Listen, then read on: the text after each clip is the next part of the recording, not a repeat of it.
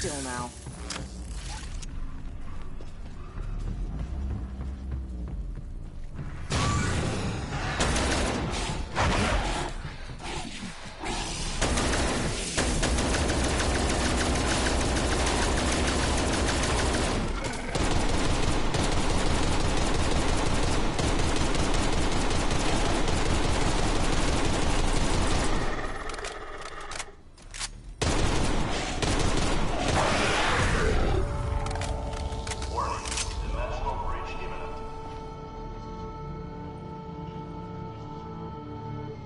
Hold the line. Protect the reactor. Make them pay in blood.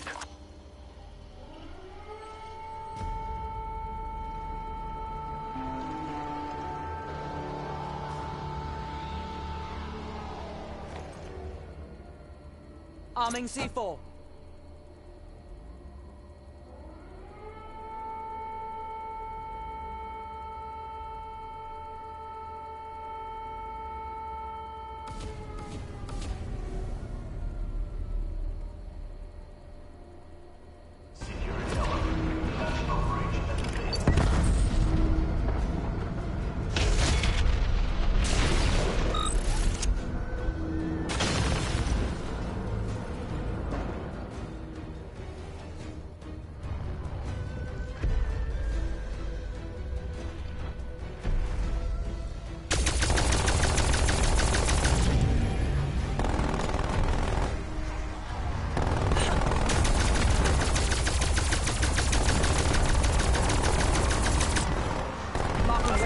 Gunner above.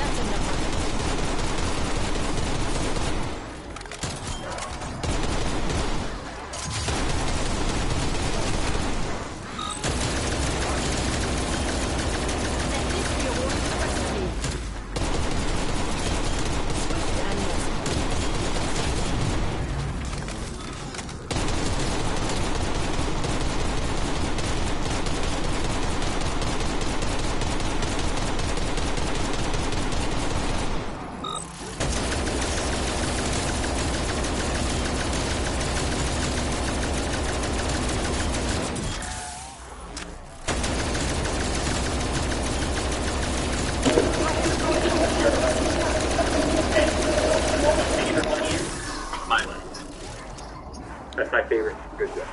It's the best money that's out there. My own. Anyway, it's very straightforward. Willie, do you just saved some money yourself using Honey? Yeah, What did you buy? I'm a snowboarder. I go snowboarding. Okay. And I went to Brooklyn and I bought some stuff. You know, I think What Willie do, ladies and gentlemen? He's teaching you how to do it.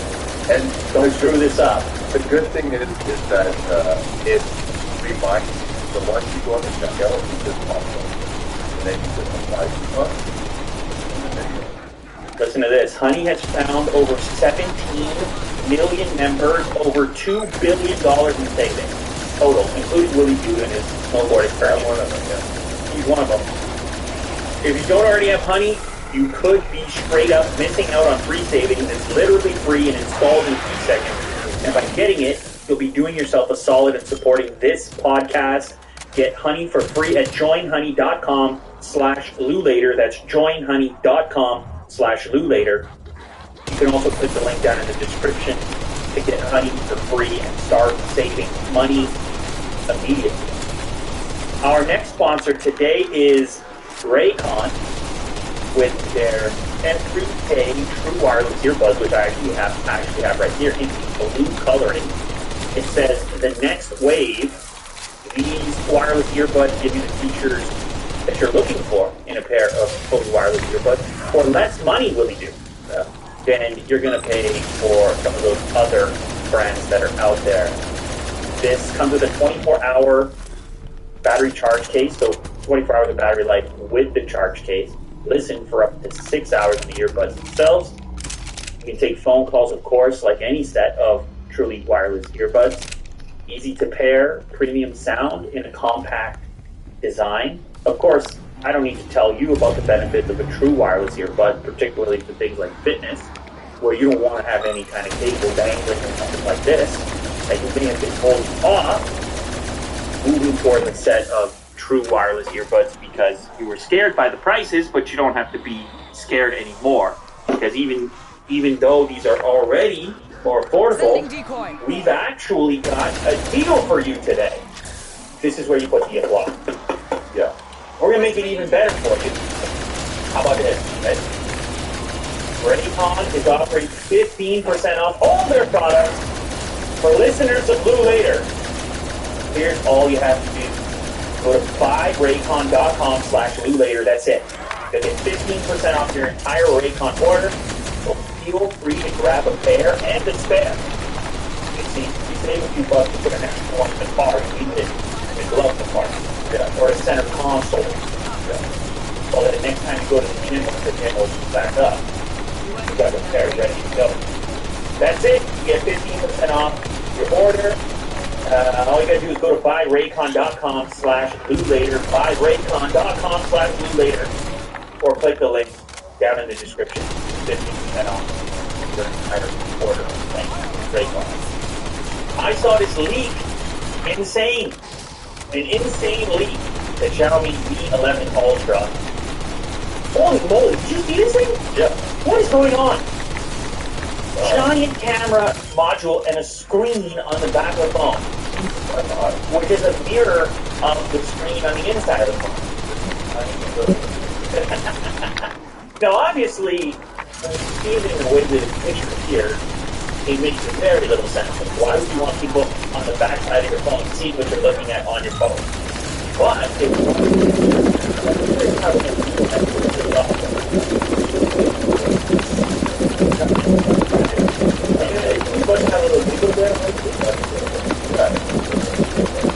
a mini phone.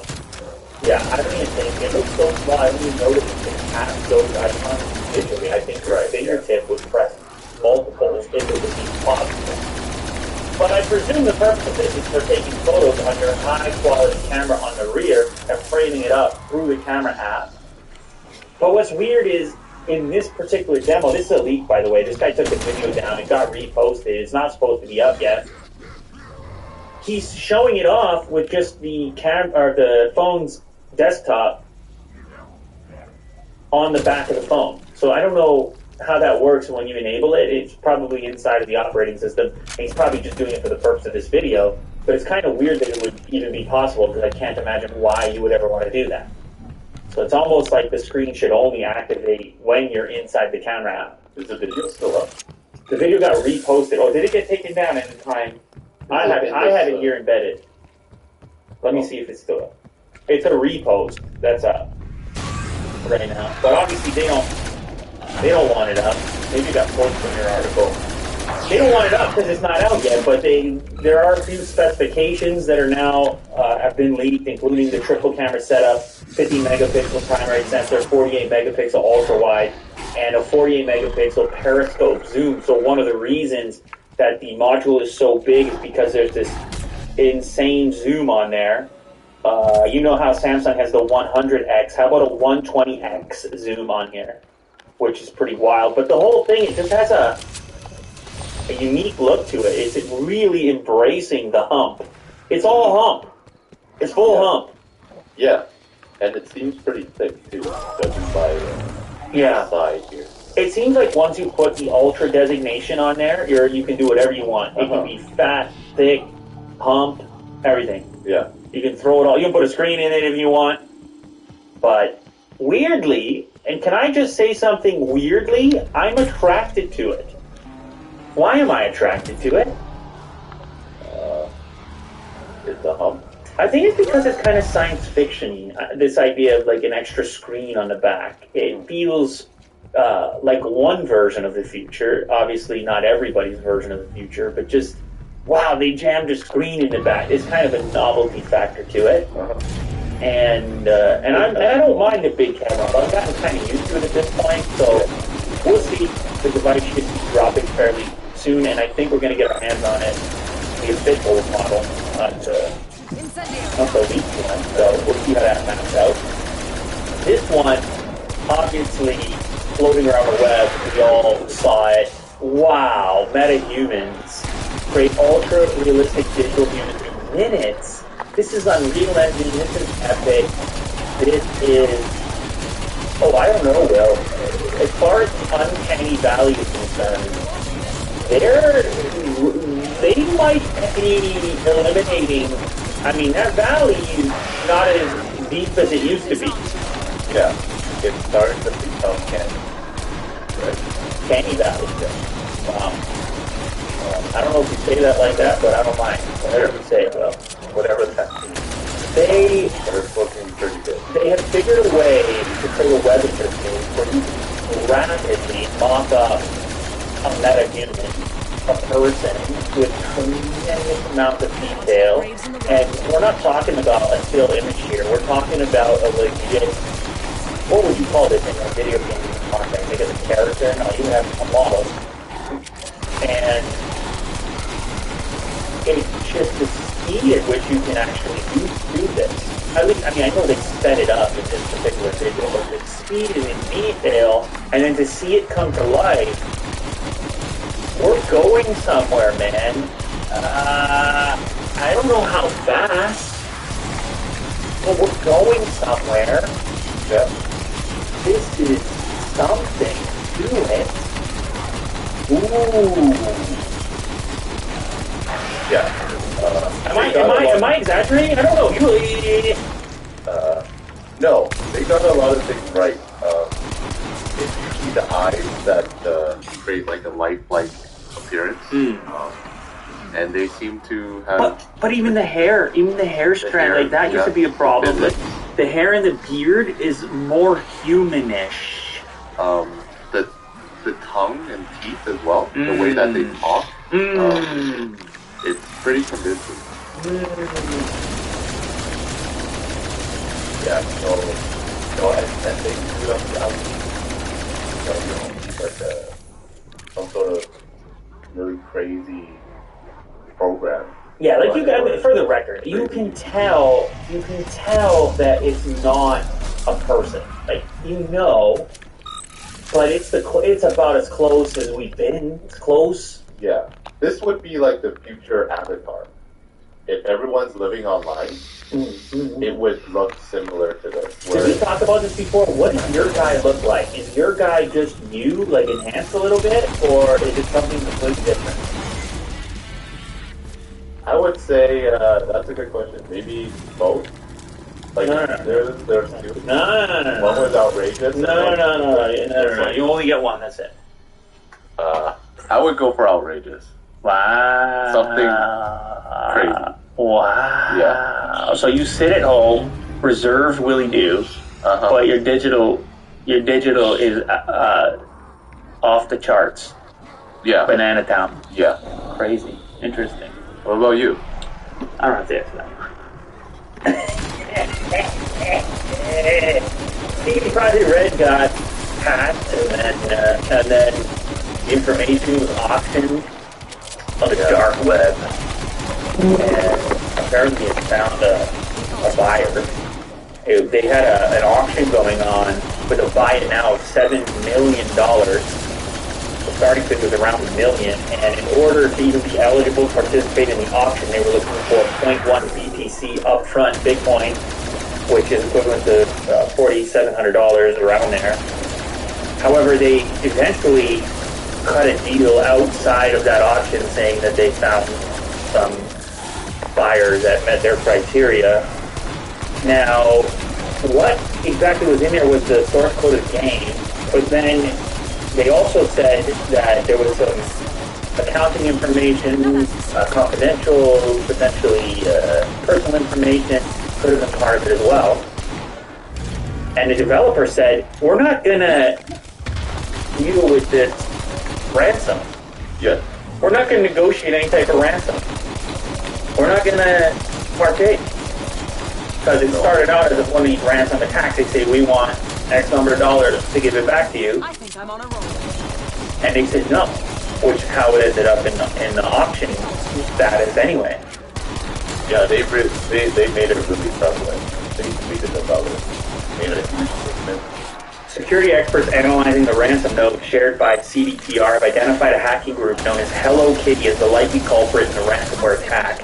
The same group was reportedly behind a ransomware attack on Brazilian power company MIG, among others, late last year. The raw source code for a game which is used to create the executable files distributed to players is usually considered to be among the developer's most valuable trade secrets. So obviously not good news. As if CD Projekt Red needed any more negative information or negative news. Holy moly. CDPR said on Monday that documents relating to accounting, administration, legal, HR, investor relations, and more were also taken as part of the attack, adding that we will not get into the demand nor negotiate with the actor, being aware that this may eventually lead to the release of the compromised data. Crazy stuff, terrible story. I don't know, I saw some people were talking about uninstalling the game. I don't know. I think this might have been allegation from the launch, the line from CD Projekt. Oh, I don't know. I don't know about that. I mean, there's obviously a lot of money involved here. There's a lot of incentive outside of any of that. But would these guys or these hackers would have done it if it wasn't for the? I think they would have done it for $7 million. Yeah, I think that's an encouraging figure for them. But Sure. I see what you're saying. As far as sentiment is concerned, it's fewer people feeling bad for them that were already upset. Yeah. I still do because I mean, well, obviously, we wouldn't wish that upon anyone. And potentially, well, based on what they're saying, the information that was stolen, this could impact people that are kind of even outside, like as collateral damage. So that's unfortunate. IKEA has launched a bunch of new gaming gear in collaboration with ROG. And a lot of it is kind of what you would expect. They got a gaming chair. They got a gaming neck pillow, which doubles as a headrest. They got a gaming cup holder, gamer mug. Good thing. And they got a ring light. But this one caught my attention. The hand. The wooden hand. It's going to sell for around $20. And I like it. What? I like it. Don't ask me why. So, put something on it? You do. You put whatever, you can put a cable or a bunch of cables that you need access to frequently. You could kind of pull them around the thumb there. Okay. The way they show it off, if you scroll down a little bit, it's actually holding a cable and a pair of headphones. I don't mind the headrest pillow situation either, but like, look at the hand. You're bad about that guy. The Gamer Multifunctional Cushion Blanket. You don't know about gamers, really, do you? Because that movie. I have no idea. You have no idea about it. Anyway. But you scroll down to the hand there, and you see how they have the headphone set up on there. You need a place to put those headphones. You need a cable to pinch. You need an extra hand. You need a third hand. That's what you have. And it's made out of wood, and wood is good, and I love wood. So it's got all those aspects to it. It's only $20, but it showcases the fact that even companies that have been around for a while, like IKEA, are trying to capitalize on the gamer culture, which is taking off. Right on. Has taken off. Gamer culture has taken off so much so that the pigs are getting involved. I'm talking about actually. I'm talking about pigs. They're trying to get their hands on a PS5. That's right. They're in line. They are currently signed up to all the notification bots. Yeah. Study shows pigs can be trained to play video games. Pigs are really smart. I don't know if you knew that. A lot of people try to make the argument they're smarter than your pet down there.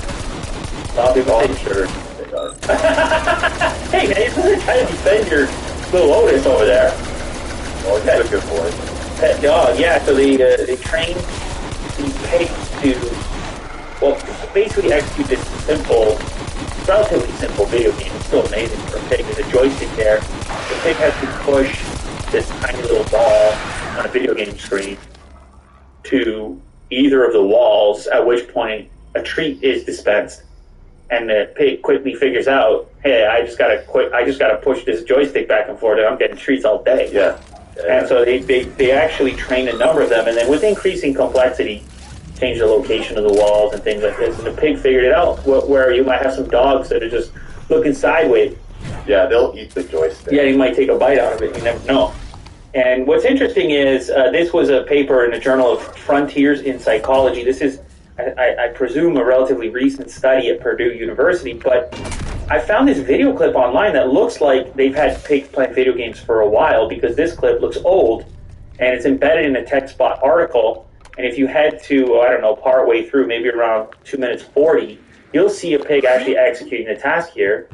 And look, he just goes to the edge, gets the blue, gets the treat. You know? And they had to set up this video game to deal with their vision, because the pigs, they don't, they have, they're farsighted. Anyway, they had to create the contraption in such a fashion they could actually see what they were doing. But he pushes it, boom, blue wall, treat, bang, let's go. That guy's. I like the guy in the back. Yeah, he's so Way to go, happy. pig. Look at the dog. The dog's got no clue. The dog's like, I don't know. Just pushing it any which way. Oh, he's playing too, I guess. What? But does he actually get the treat at any point? Let's see. No, see, he barks. He's like, God damn it. Where's Yeah. my treat? Yeah, he's like, I normally just have to hang out with Willie Doo and I get a treat. Yeah. Why I gotta play this thing over here? That my treats come easy. Unlike the pig. The pig is, yeah, like I said, arguably more intelligent. They've done similar things with chimpanzees in the past. But they're starting to think, man, these pigs might be quite smart. Yeah, they're the future. I think Elon Musk was putting a Neuralink on a pig as well. Speaking of the future, how about a Matrix-style battery tech? I don't know, why did they say Matrix-style? Well, because you're plugged in. Oh, yeah, because the human is generating the power. Yeah.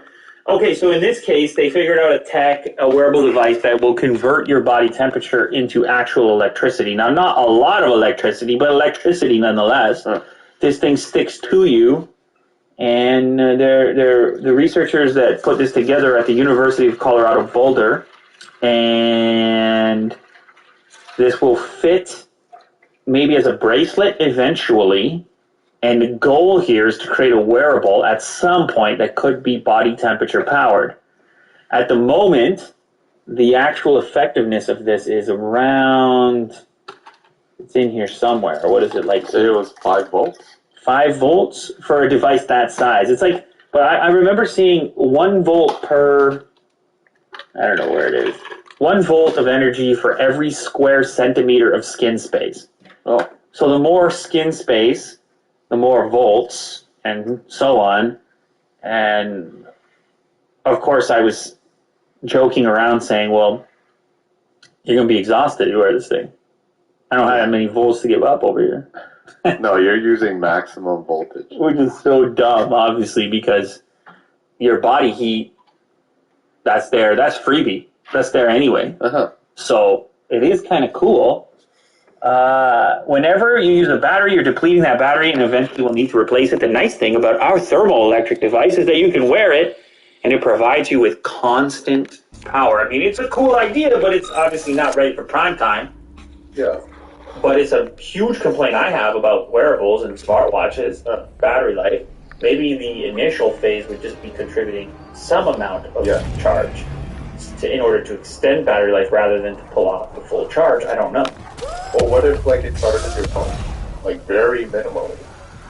If you are in a I don't think that volt per centimeter is going to do very much for you. Well, one can dream it. You can dream.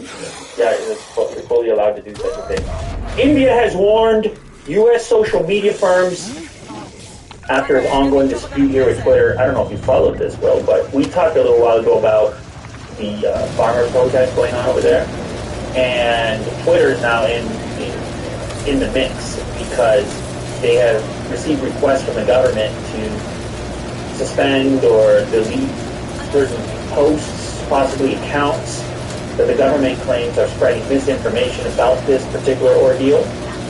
So Twitter's found themselves in the middle of it. According to the government, they're not acting fast enough, and therefore they're being threatened. Indian Technology Minister Ravi Shankar Prasad warned U.S. social media firms on Thursday to abide by the country's laws a day after a face-off between the Prime Minister's administration and Twitter over content regulation. India said to Twitter on Wednesday, or actually they were mad on Wednesday, I guess they said it previous, they wanted the takedown of 1,100 accounts and posts that they said spread misinformation about the current farmer protests against new agriculture reform. Man, social media and politics, it's complex.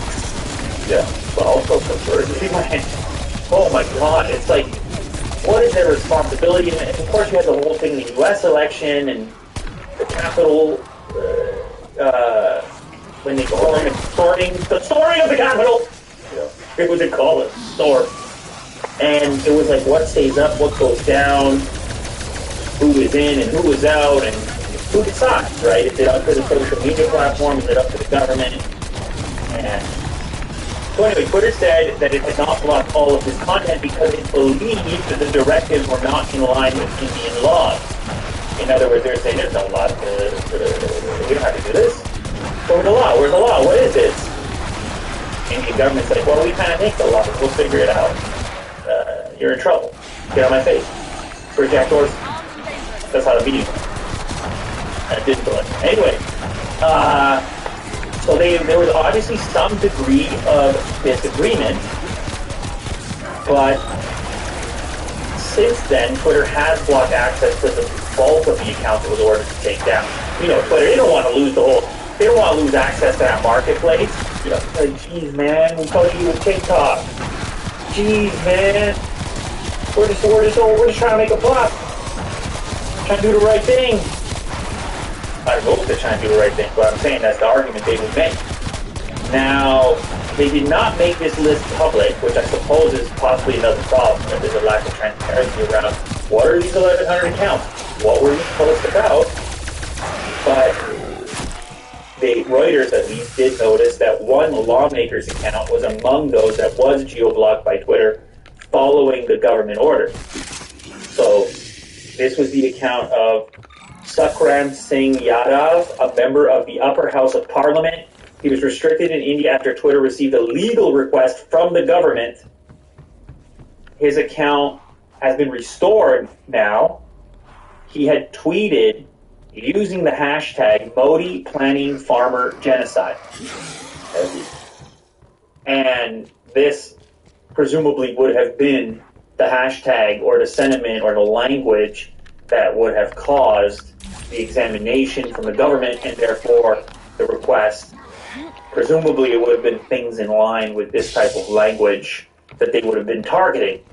But hypersensitive subject, tough spot for Twitter to find themselves, and increasingly this crossover between politics and social media and the complexity in how these things are supposed to run and operate. Yeah. And same time, Twitter, a private company who has the potential to compete in that marketplace with other social media, homegrown social media that may be on the good side of government and may have ways of benefiting through compliance or more expedited compliance with these types of requests. Yeah. It's impossible. It's an impossible Very spot. complicated. Impossible, complicated spot. Another area, as far as technology is concerned, where the government of India is reaching is into crypto, as we spoke about in the past. It seems to be some new development there, or at least a little more texture around the story. The Indian government is said to be levying a complete ban on crypto investment, stating that existing investors will reportedly get a 3 to 6 month transition period for liquidating their investments in crypto. And that's it, 3 to 6 months.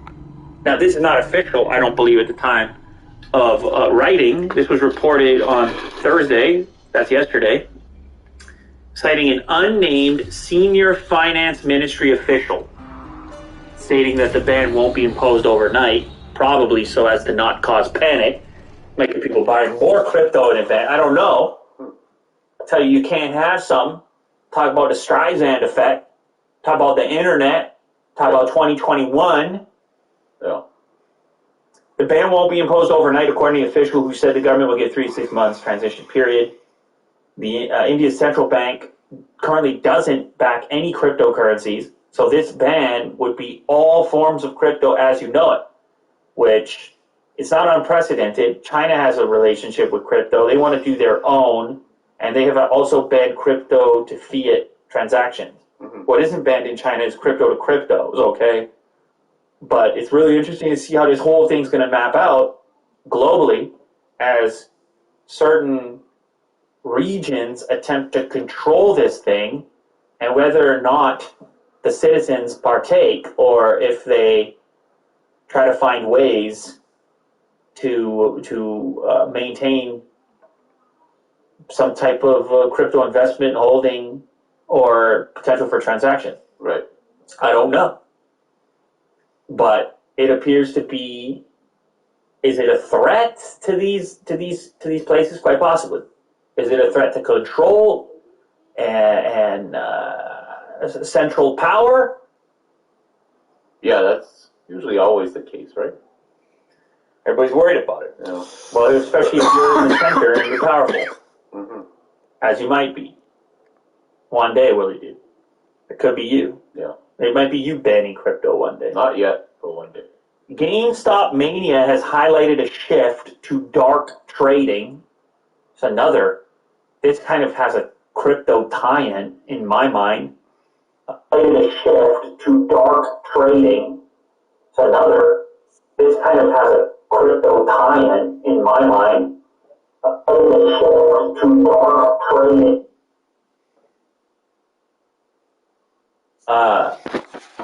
The Robinhood blow up all the various stock trading apps and the retail investor, as you heard so many times throughout this GameStop investing extravaganza. The way these sites work, Willie do, is a lot of these transactions, they don't actually take place transparently on an exchange. It's private transactions. So when you buy something, buy a stock, let's say, on Robinhood or one of these platforms, at least in the case of Robinhood, that's usually being executed by companies like Citadel, who kept getting income up when I well. They're looking for There goes a transactions for their buyers or sellers, and they're putting out on a public exchange or excuse them. Now, that's existed for a really long time. And the question is scale. How much of the market transactions are happening on an exchange, how many are taking done. And this is where we get to the story here of record. 47.2% of U.S. equity trading volume in January was executed outside of the stock exchange, which was up from 39% a year earlier. So 3 times the total equity, showcasing the movement for the average investment platform. After the first time, December 23rd, in January, the cost of trading volume actually hit 25%. So I know more of the market volume taking place off the public exchange as opposed to it. That's a significant right there.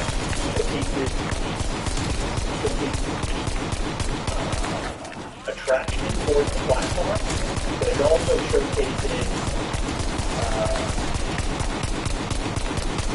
a possible The ultimate migraine. apprehension, a possible threat to investors that are buying on market or off the exchange, where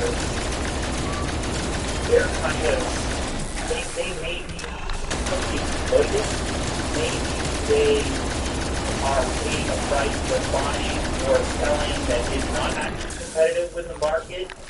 It's not happening publicly, but what are the attempted structures here on the dark side?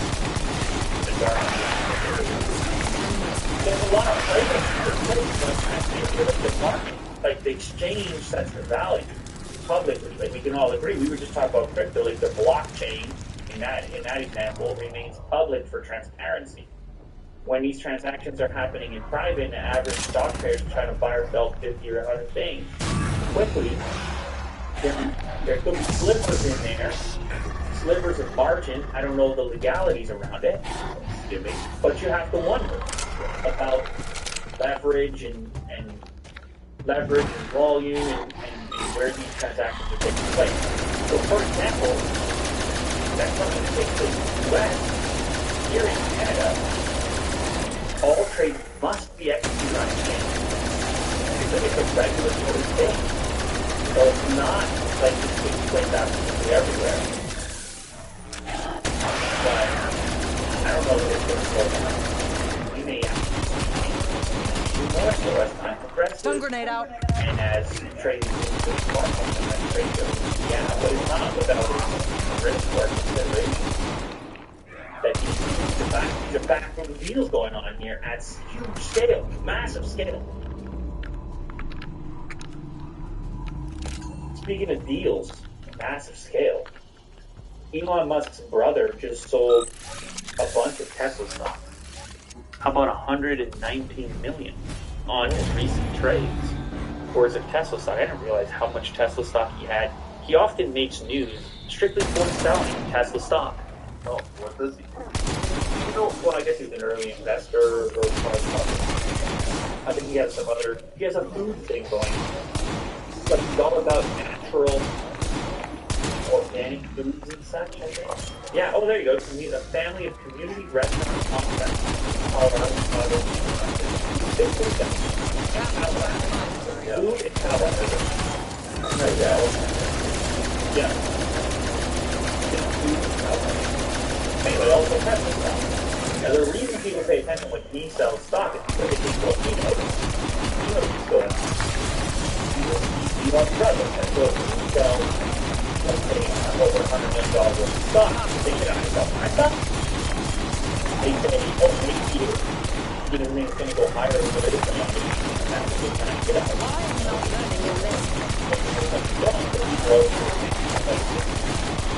But there's an important with oftentimes you guys have certain types of deals where they can sell and then buy back and lock in certain numbers and profit when you can sell and buy and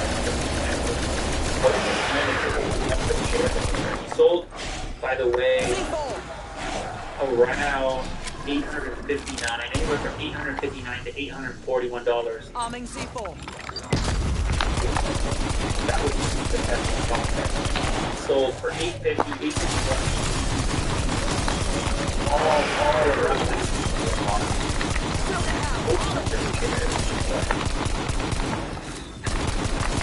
A lot. How about that? My last sale last year.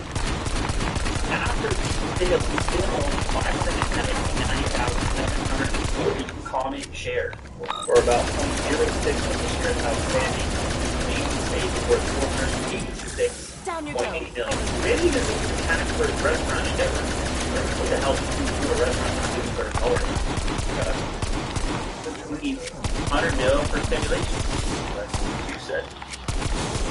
As far as the other shareholders, Tesla, Elon owns got 18%. That's how you get those crazy valuations. That's one person so well. Capital Research Management Company at 5.5%. And Vanguard Group has 57.81 million shares, or 6.1% of the outstanding shares of Tesla. Now, speaking of Elon Musk, or the Musk brothers, or Tesla, how about this weird story? Mysterious address with 3 billion in Dogecoin sends cryptic binary messages to Elon Musk. This is a very weird. People are speculating that Elon Musk might be in control of this 3 billion worth of Dogecoin at one particular address. All right. So let me just obviously we've been following what is saying about Dogecoin on social media, talking about going to the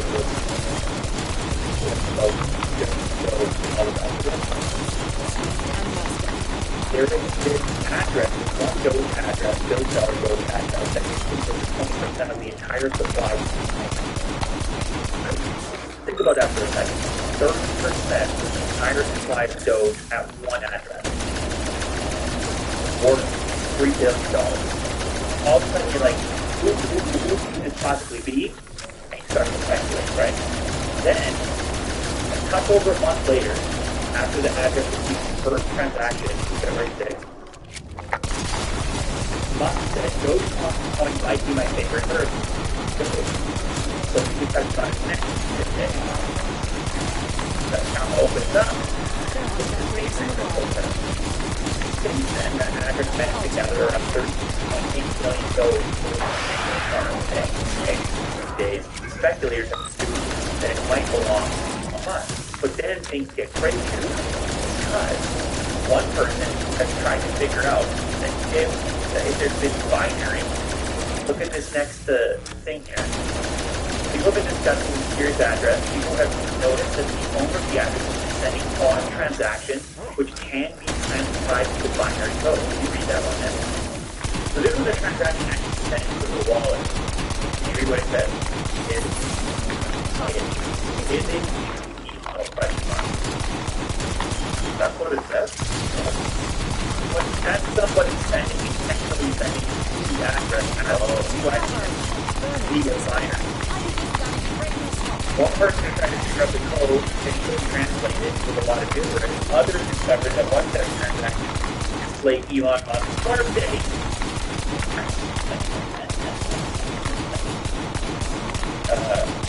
Other people are speculating the address might belong to James Robinson. Anyway, it's a lot of conspiracy, a lot of speculation. They even bring Elon Musk's new son into the mix. Little X. Yeah, Little X. Musk tweeted about the meme currency again. So yeah, look, somebody's got 3 billion in Dogecoin, and he's been very vocal about Dogecoin. So you have motive. Yeah. And it's a fun conspiracy to try to travel down, but it does bring up. It is interesting, like the hype money, and how social media and just the power of it right now has allowed, like, look at Doge. Doge was dead. And then the right people, the right influencers say the right things, and it's a completely different situation. Or, I mean, I guess GME was kind of a similar situation. It's at 68 cents right now. It's actually down a little bit today. But still, if you put like a, I don't know, a 1 year on it, look at that. Like, just a quick couple, just the right people talking about it. So it does create an incredible opportunity to generate wealth. Unprecedented, maybe. It was Imagine 0.003 cents. Yeah, 0.003. So imagine for a second Like, that you're a guy with the pro. I'm not suggesting this happened, but imagine you're a guy with the profile of Elon. You know what you say people do, and you just pick up some quick Doge, a bunch of it at 0.002, and you just keep tweeting. Yeah. It's the easiest work of your life. 7 tweets, $3 billion. You can't beat that. Yeah. So there's a lot of incentive and motivation here, and it's a curious time to be involved in. And a lot of other people, like not just one sector connecting that one address, there's a lot of other people who bought and sold, whether it's crypto or stock.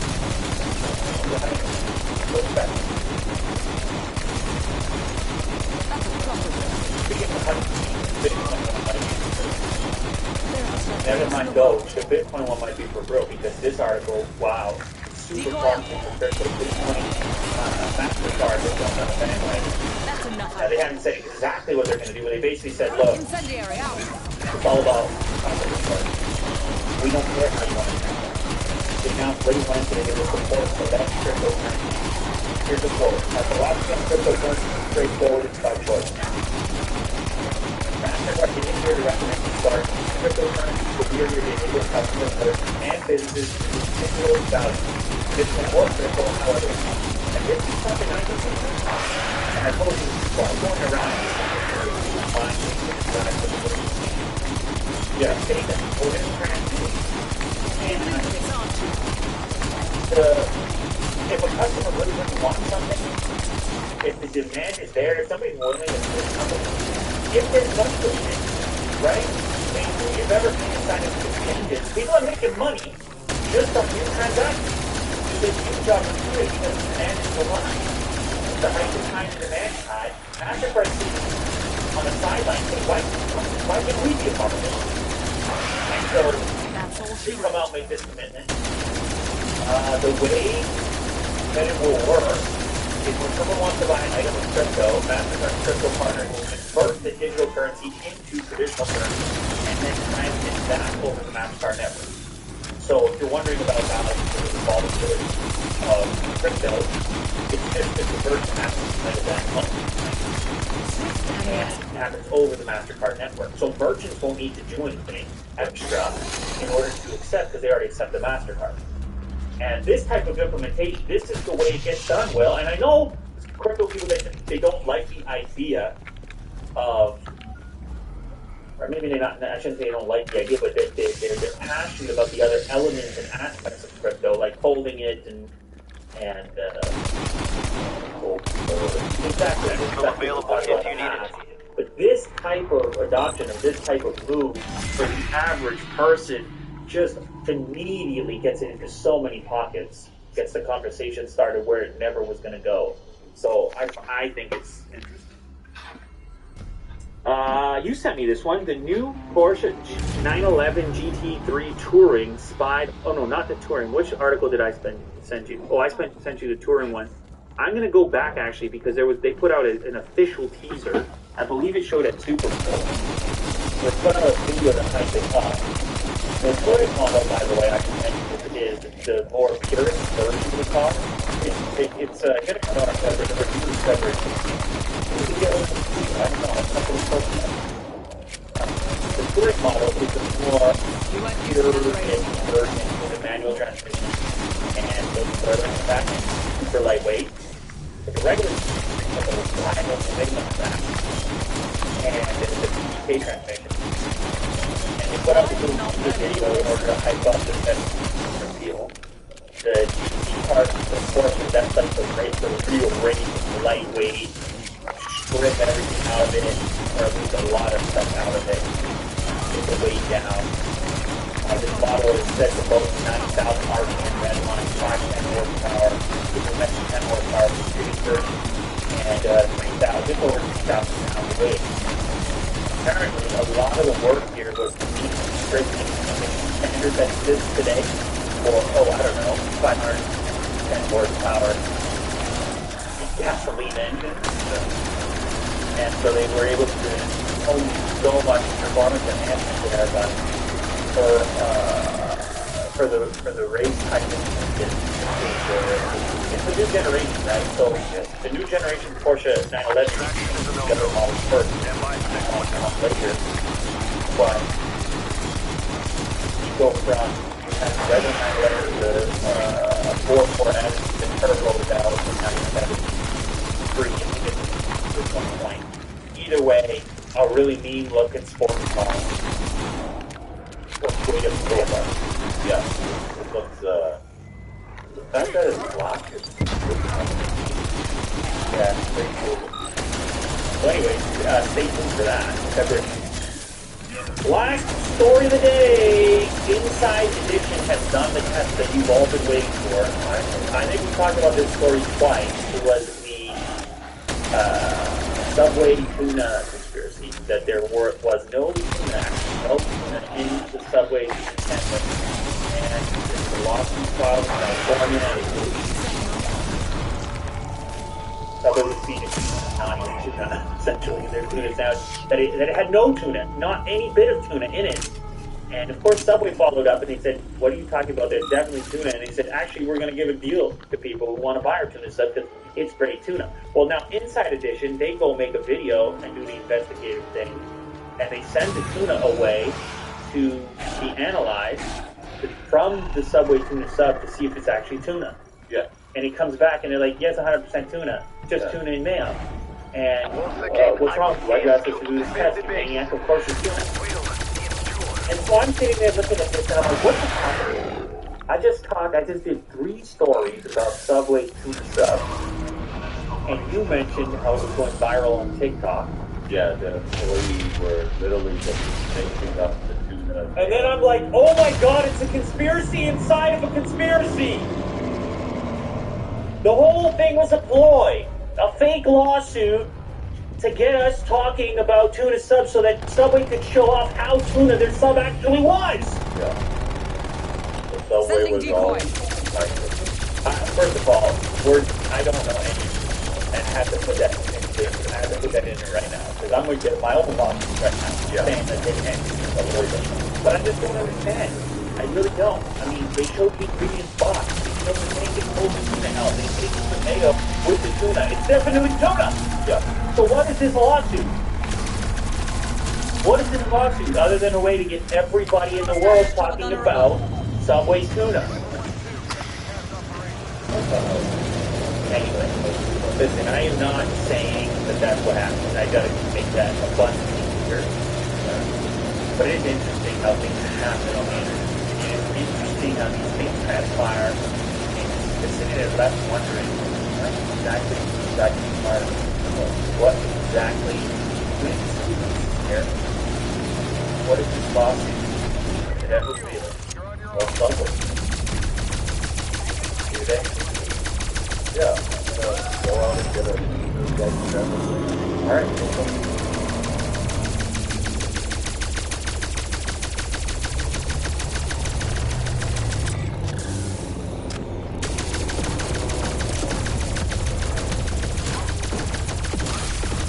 They finally did it, Will. They did it. You told me like 20 minutes ago. You're like, let's roll. They did it. Tesla did it. They changed, they upgraded the Model S. I've been waiting forever for this. I'm going to have to order this. Unveiled the new Model S with the Plaid version, Plaid Plus, with the speed. But never mind, they did the interior. It's a dude insane. That was the main thing. How we wanted them to do.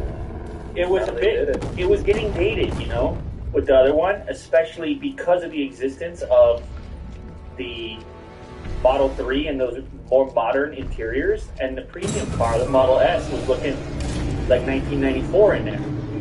And it was some styling things on the outside. We were saying you don't have to redo the whole thing, but like switch the trim around and do a few things just to, so it fits with the rest of the lineup, like the newer part of the lineup, the Model 3 and the Model Y. And then look at what they do. They take it a step further. They give you a yoke instead of a steering wheel. Yeah. It's almost like In your mind. Piling up the bodies high. And they give you a yoke when you were supposed to see on the Roadster. Roadster's delayed. I know it's a small market thing in terms of volume, but that's delayed. Who knows if it ever comes out. But this looks for real. This, they're talking about production early 2021. They're talking about delivery late 2021. I'm going to have to order this. well, yeah, that's really impressive. Look what they did with the display. So it's horizontal. You can look at the wireless controller and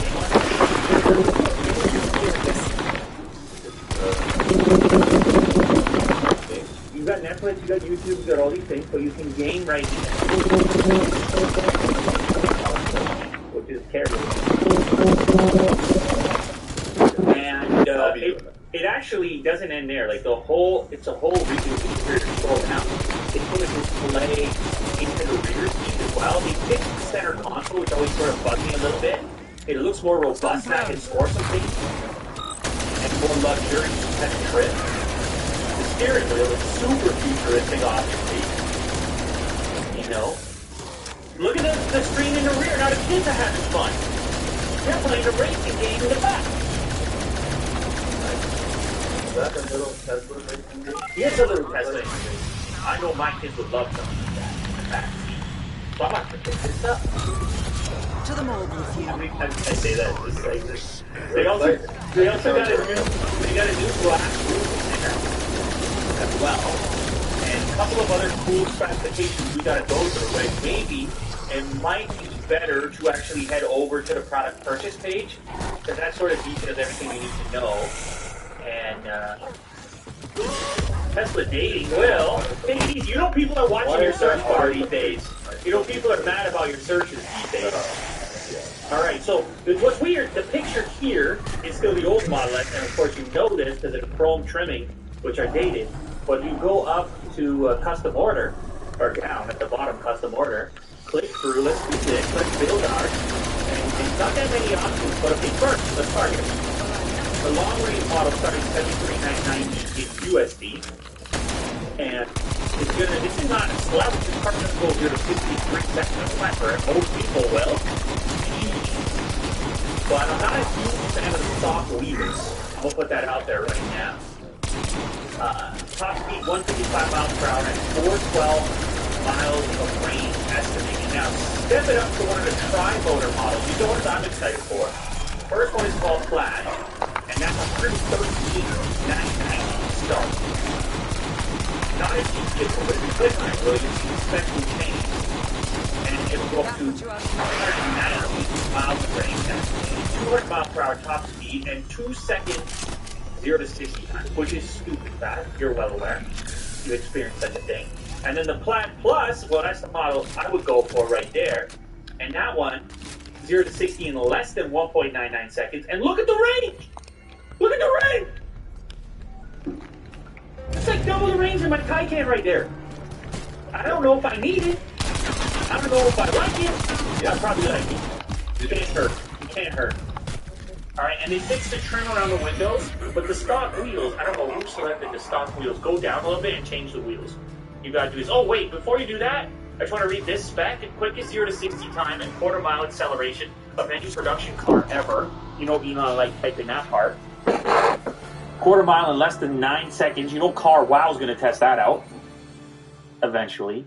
1,100 plus horsepower, 3 high-performance motors, carbon sleeved rotors, and torque vectoring. Okay, now we can scroll down a little bit more. This is very important. Paint color, not a ton of options. All right, they don't have the Taycan paint shop yet. So you can get red, blue, deep blue metallic, midnight silver, black, solid black, and then we have the pearl white multicolor, which is funny. The white is the only free color. All the other colors cost you another $1,500. Yeah, I mean, the red is. Oh, the red is 2,500. The other ones are 1,500. Okay, Willie, which color do you go for?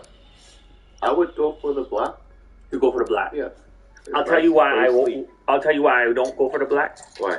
Because I can't see the trim and the shape as much. I would go for the gray, The gray. the silver. Maybe not. Put the right wheels on there. So the Tempest wheels are terrible. The Arachnid wheels are cool, and that's another $4,500 option. So I would probably go. You know what? You're right. Maybe I gotta go black. That looks a little too. Okay, I go black. Wrapping off. Now scroll down. I'm gonna go with the white interior this time. My team is Black on the reaching outside, white on the inside. Look at that. Black, white. My other car's white on the outside, red on the inside. Currently, I don't want the tan. The white is What you need to say. well, you're not brave enough for the white on the inside. No.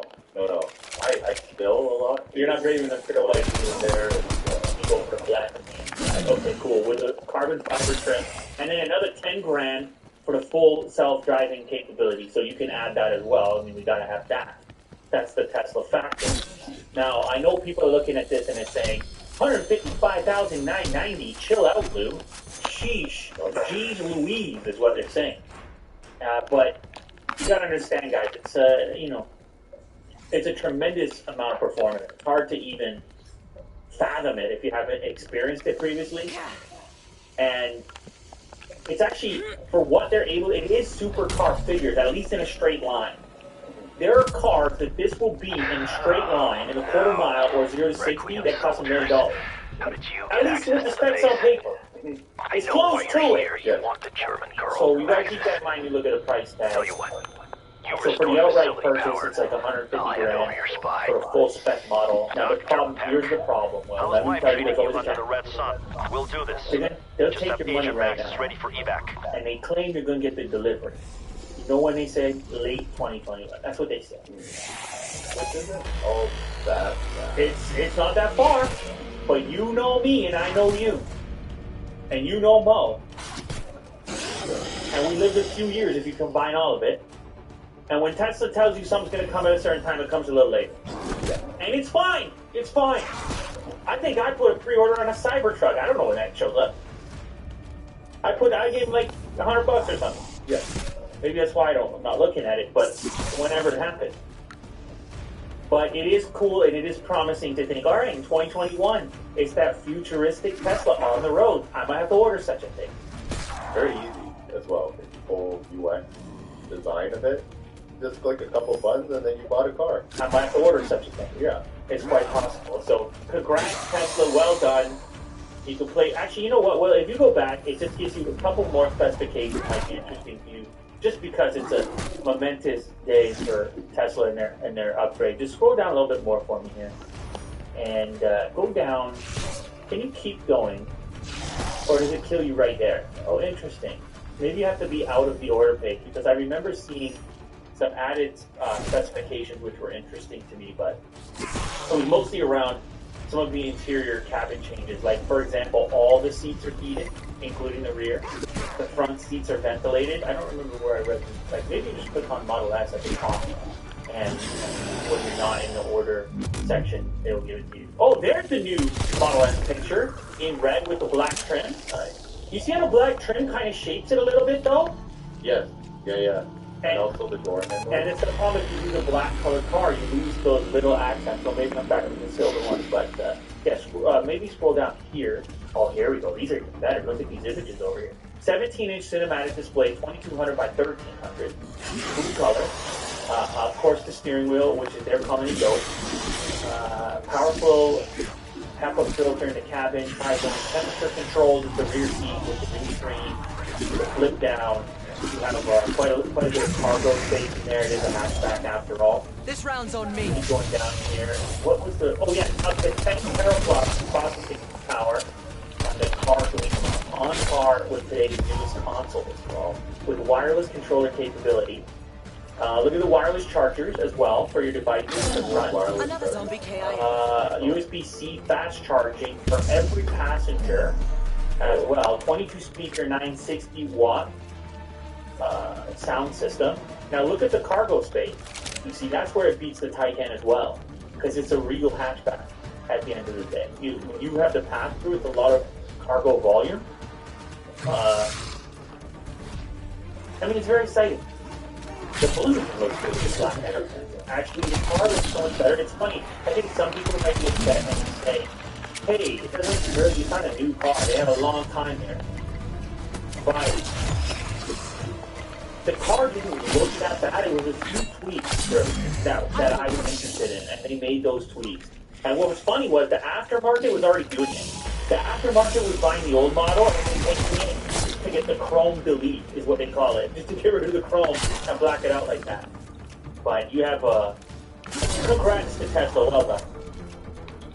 Now next up, actually I have a little bit of footage of this model. This clip came out prior to their announcement showcasing the interior of the vehicle, and this video clip was posted also on Electric, and at the time they were saying Tesla Model S Palladium, which was supposed to be the next Plaid version, but now they just say Plaid Plus.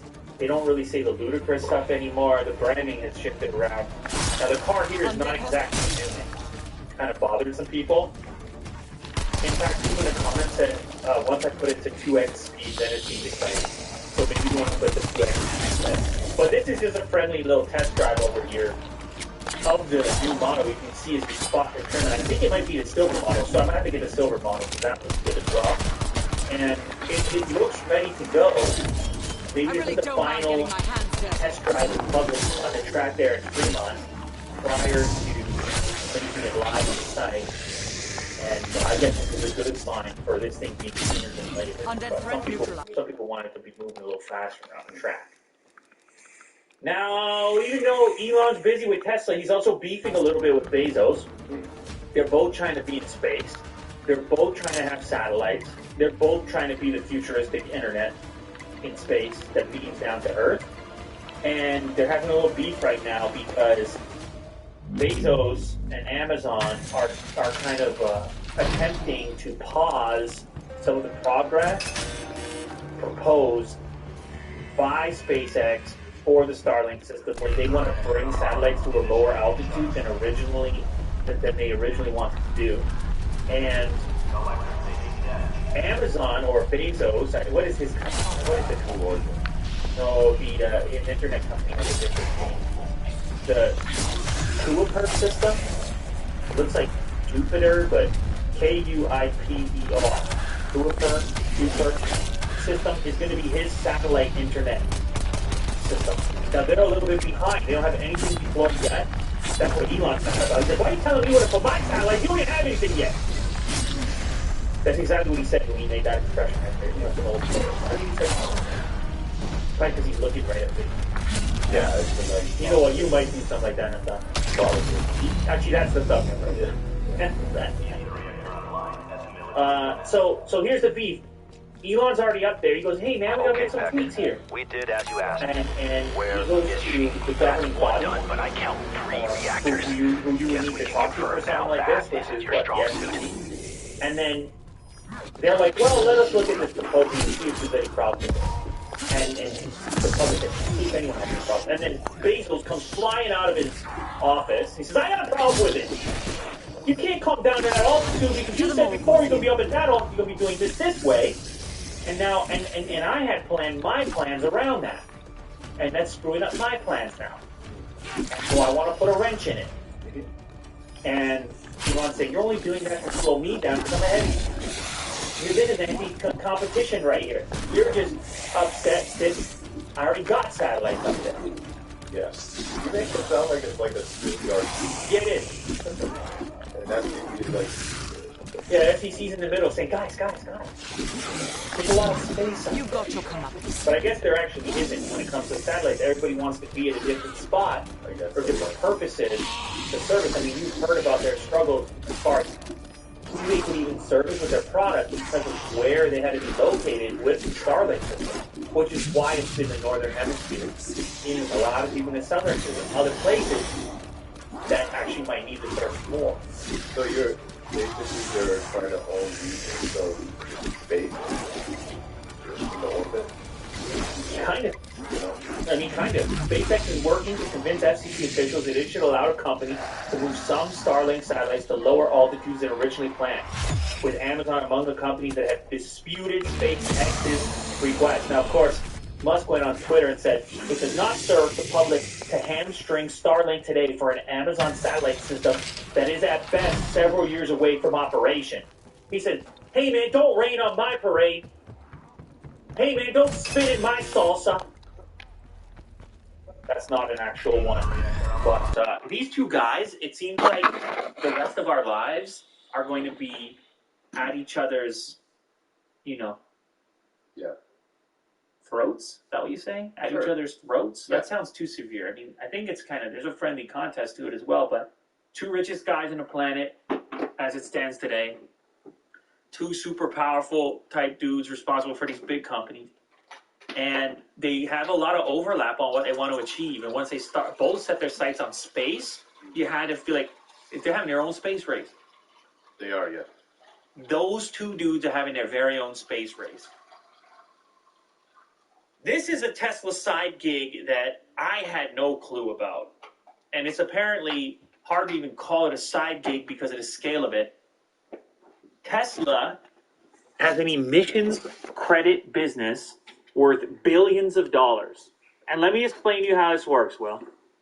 Since Tesla sells EVs, they get credits, Like 8 o'clock. environmental credits. In the form of Haha, round 5. A So credit. bad this game. No, yeah. The one they around sell 60 on the tax last they one. sell them. It's a tax credit, I presume. What is that? Tesla's Okay. emissions credit, basically, I Tesla can like go and sell turtles. its environmental responsibility to Well, other two vessels car said makers. I gave my turtle squishy to my teacher. What? Oh, So Oh, I want it to be nice to her, and I want to get a Tesla better is grade. getting this incentive from the cheater. government Huh? in the form of a credit, which it is then capable of turning into an asset that it can sell to automakers that don't want to satisfy the environmental standard in order to get that credit themselves. So the example used on this Jalopnik post is that you have some kind of muscle car with a Hellcat engine and it's 700 horsepower, and you're getting punished for having done so. The emission standard on that is Oh my god. and in order to make it commercially viable for people that still have Yep. demand for it, purchase credit from How hard is Tesla it? Very. in order to How make do you it get around strictly on the Cheating. from a monetary perspective. So the math actually works out to do so, and Tesla, I guess, But you're gonna such fail. credit. Probably. Regulatory credit revenue probably will rise to $2 billion You're gonna fail the next like from 5 rounds. $1.4 billion in 2020. If I come back in here $2 billion and pass in round revenue. 12 or 11, then What is the profit margin bring on off your that? PlayStation. I mean, you had to do the work Nope. to have the efficient vehicles, Love to you. have the Love batteries, you. all the rest of it. But once you go sell the credit, that's a lot. That feels like a lot of profit to me. $2 billion. So hardly a side business and something to keep an eye on. That's a huge strategic advantage for that company to be able to have such an abundance that they can actually take their competitors, turn their competitors to their customers from that standpoint.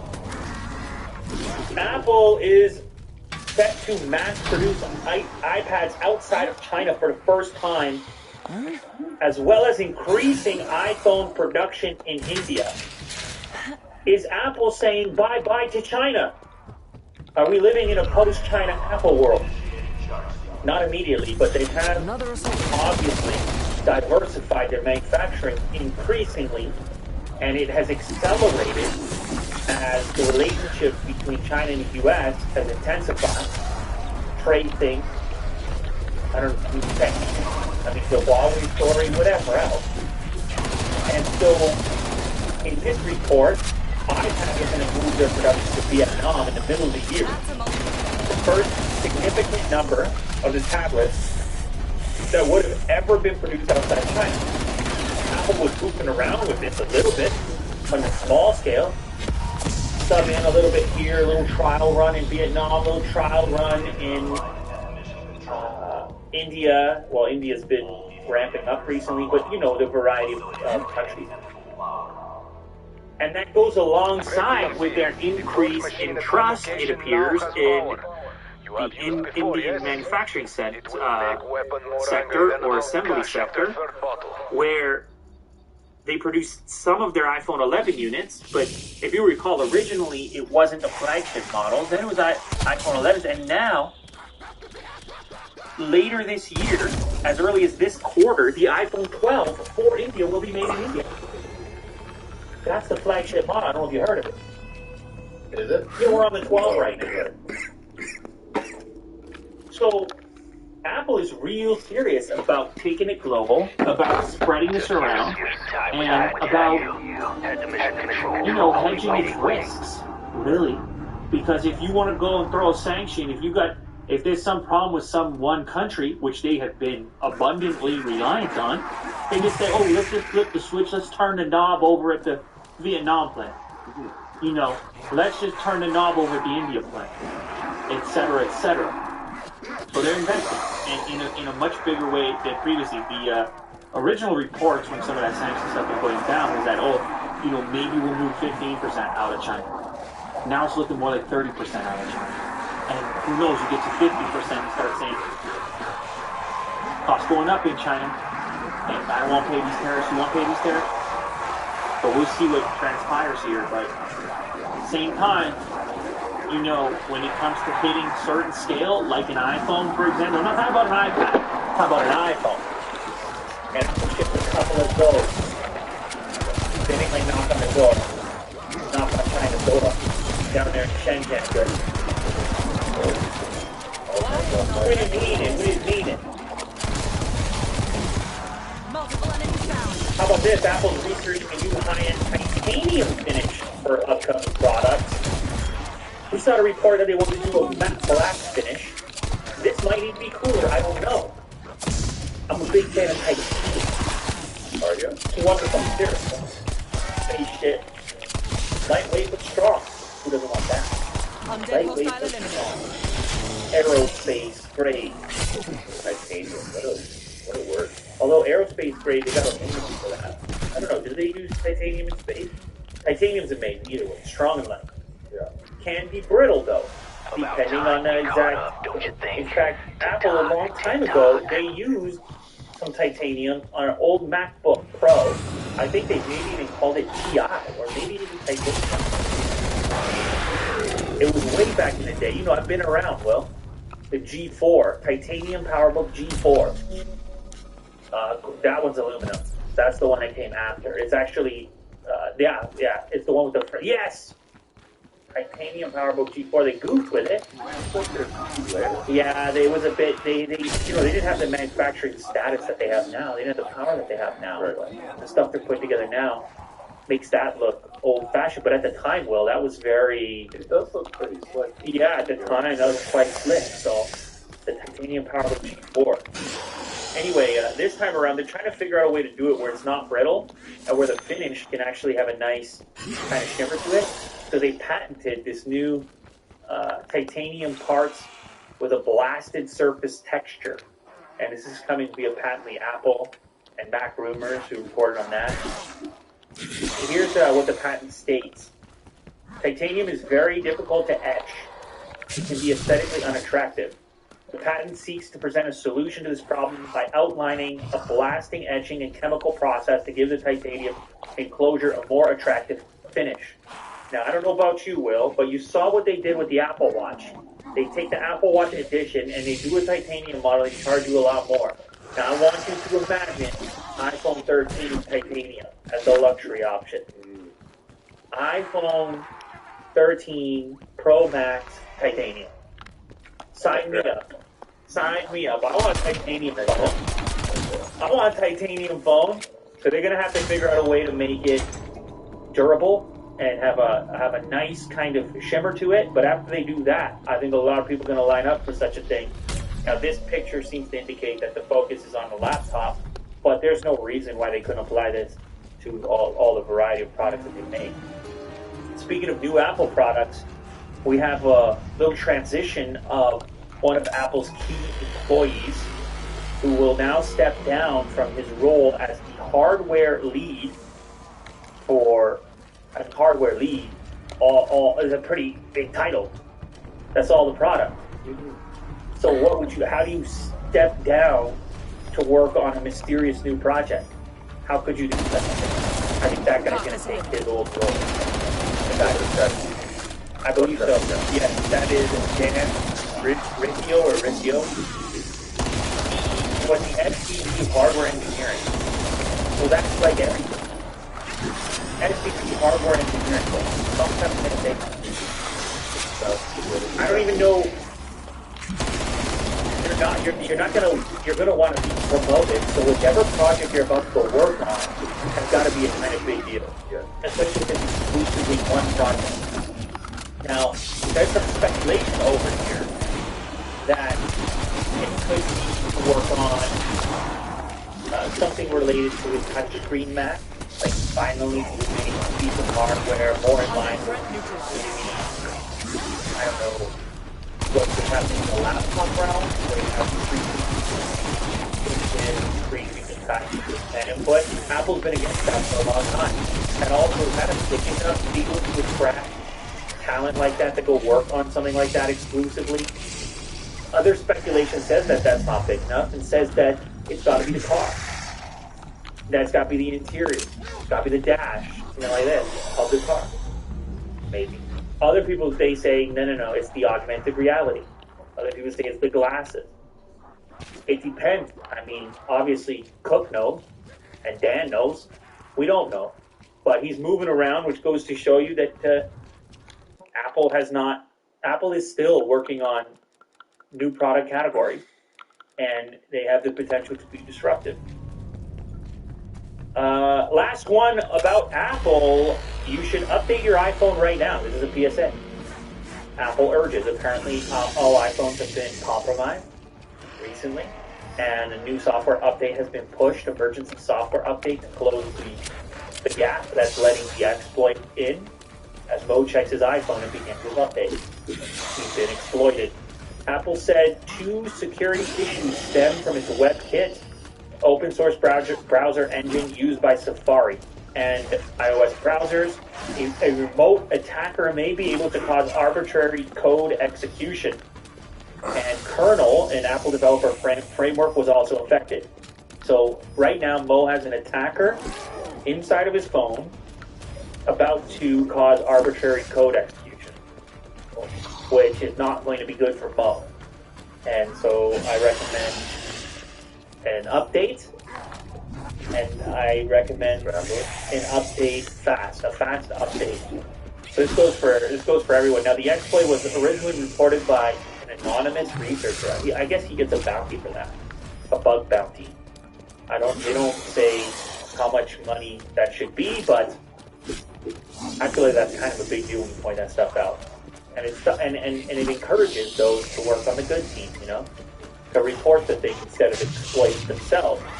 But anyway, at least there's an update that's been pushed out, and if you are an iPhone user, it is time to update. And what is the current version? 14.4 now? Yes, iOS 14.4. It also includes fixes for keyboard lag and allows smaller QR codes to be read by the camera. That's also part of that. All right, here's that article I was talking about the potential for a touchscreen Mac. Now, I don't know. I just want to get your feelings. I want to see what everyone's saying here. I know Apple's been against it. They want to sell you an iPad. They'll give you a keyboard for your iPad. They'll give you a trackpad. They'll let you do anything to an iPad to make it a computer, but they won't call it a Mac, and they definitely won't let you touch your Mac. But is it time, Will, for Apple to have a Mac OS product that is also touch capable now that we have to transition to their own silicon, so it's across the map? Maybe even some sort of, okay, here's my hybrid proposal. Hear me out, Will. Will, I need you to hear me out. Okay. It's both. When the device is in tablet mode or flipped around, it switches to iOS. Okay. When it's in laptop mode, it switches to macOS. Come on! This should be possible on the framework. This should be possible with the silicon, no? Yeah, sure. I think Windows tried to do that at one time with, what were they calling that? Metro UI, and they failed. But Apple is so integrated, it feels like it could work. You flip out the slate portion, it's an iPad, you click it in or do whatever you do, or you flip it around and it's an iPad and you flip it back and it's a MacBook. I feel like they could sell some of those. I don't know. Maybe they don't have to. Maybe they're happy to sell you both. But it's just speculation at this point. As I mentioned previously, the little reshuffle of the hardware people at Apple has led some to believe that that's exactly what is about to happen. But we're going to have to wait and see. Carl Pei from previously from OnePlus has launched his new venture, and So many jokes. it's been a lot of memes. I don't know if the memes have been on purpose. If you think about it, if you got people memeing the thing, at least they're talking about it. Yeah. He released a teaser video on Instagram announcing his new company, which is called Nothing. Even easier when it's just like the thing before. Yeah. And the one before that. But like all good things, this one starts from scratch. Yeah. No notes, no reason, no map to find out. Yeah. We're rethinking everything. From what we make and how we make it, to what goes in and what goes out. A giant reset button.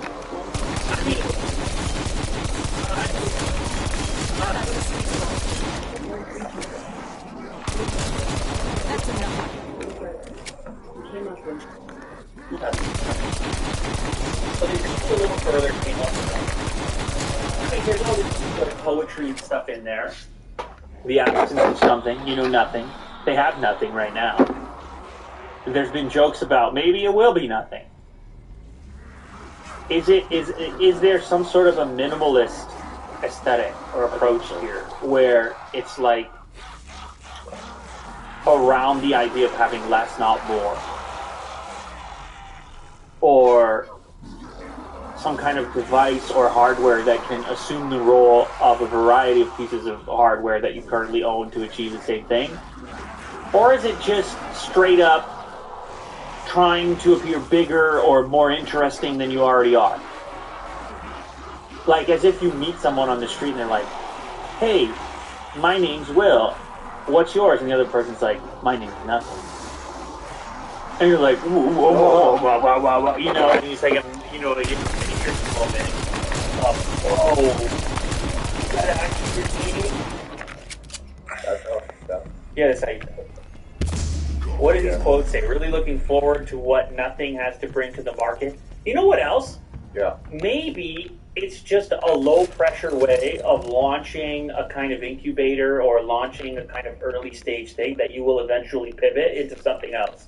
And by calling it Nothing, in the meantime, it lets you, it takes the pressure Undead out. hostile eliminated.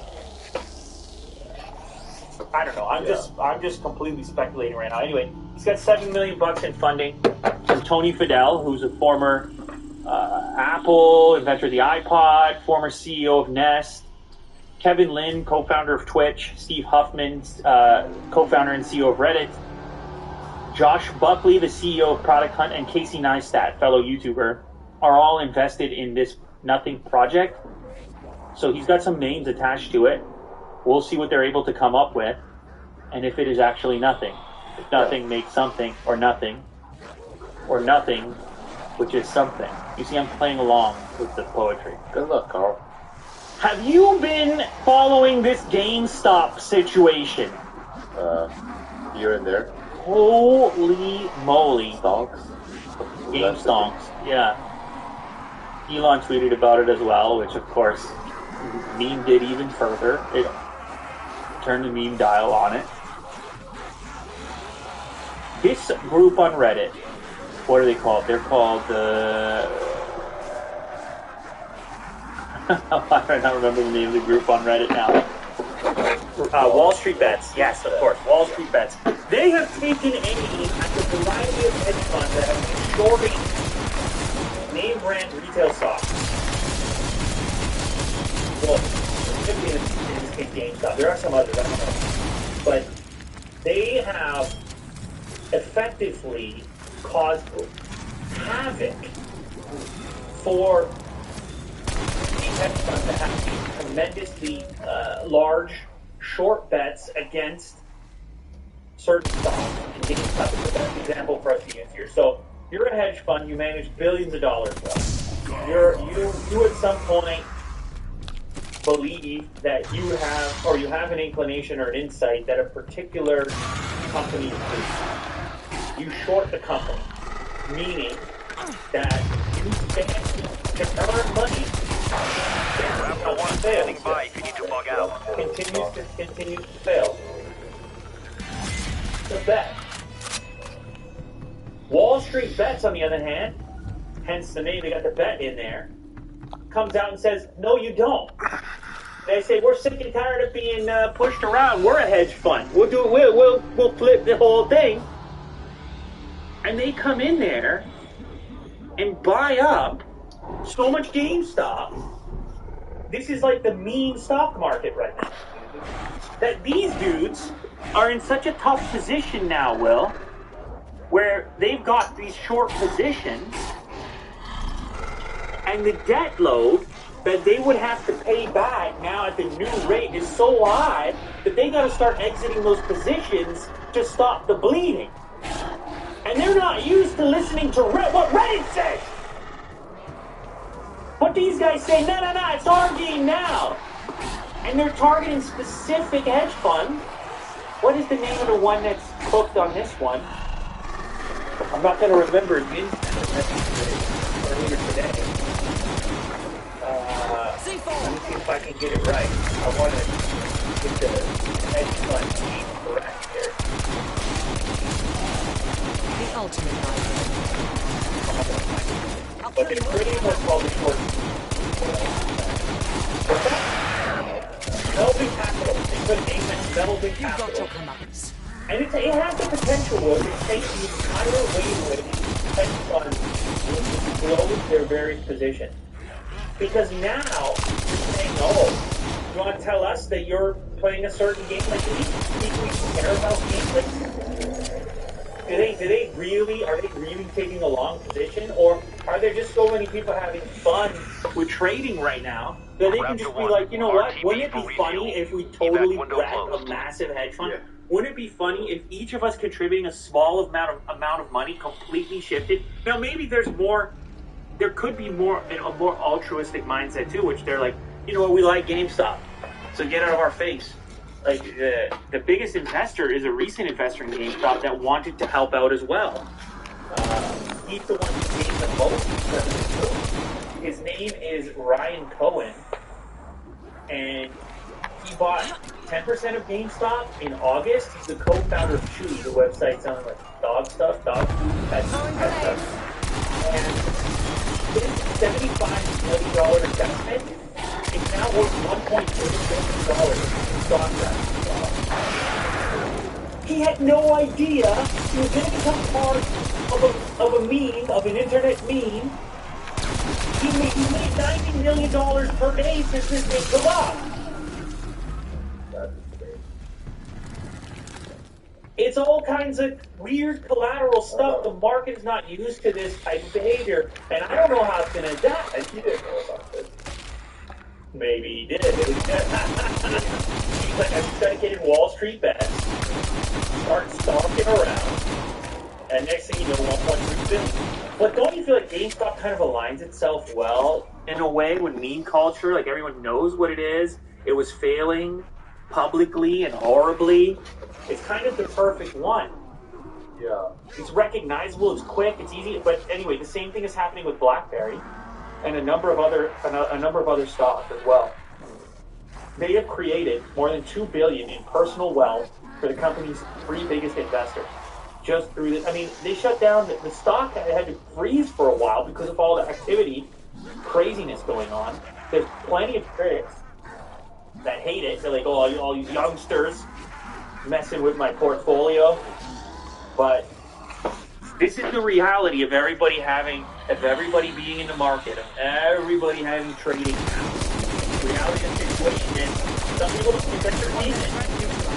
And and you don't get to select how and what people find entertaining, even if it's heavy boosted a stock, even if it's memeing around. Everybody has time and is lacking entertainment. All right, so the last one on this, and this is in line with what I was saying. You can skip this one, actually. Yeah, right over here. Online trading platforms see a surge in usage as Redditors take on Wall Street. So, trading apps, such as Robinhood and Webull, have climbed in U.S. iPhone app rankings. A frenzy of speculation. Shares of GameStop started climbing wildly on Friday in an epic short squeeze. The brick-and-mortar video game retailer has gained a reputation as the most hated stock on Wall Street. And I think one of the reasons this thing accelerated was Elon Musk getting involved and going on Twitter and saying what he said. But the thing to remember there is he's the CEO and founder of a company that has also been heavily shorted on Wall Street, and he hates it for obvious reasons. Huge amounts of money betting against you is not an ideal scenario. And so I think he felt there was some kind of sympathy there. Yeah. Where he loved to see these hedge funds get cooked a little bit. Other favorites of the group include BlackBerry and retail chain Bed Bath & Beyond. These are brands you were wondering if they had any future at all. So as far as Robinhood is concerned, it hit a record on market intelligence firm Apptopia's app rankings on Tuesday. It ranked number 8 in the company's list of top iOS apps in the U.S. overall. Number 8 overall for a stock trading app. Ridiculous. And of course, in the financial segment, it was number 1.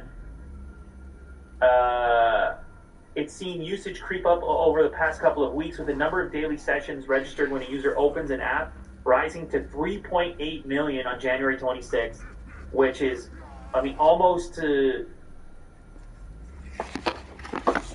3.6 million on January 17th. So, they're up another 200,000, but it's like almost 4 million people opening the app every day.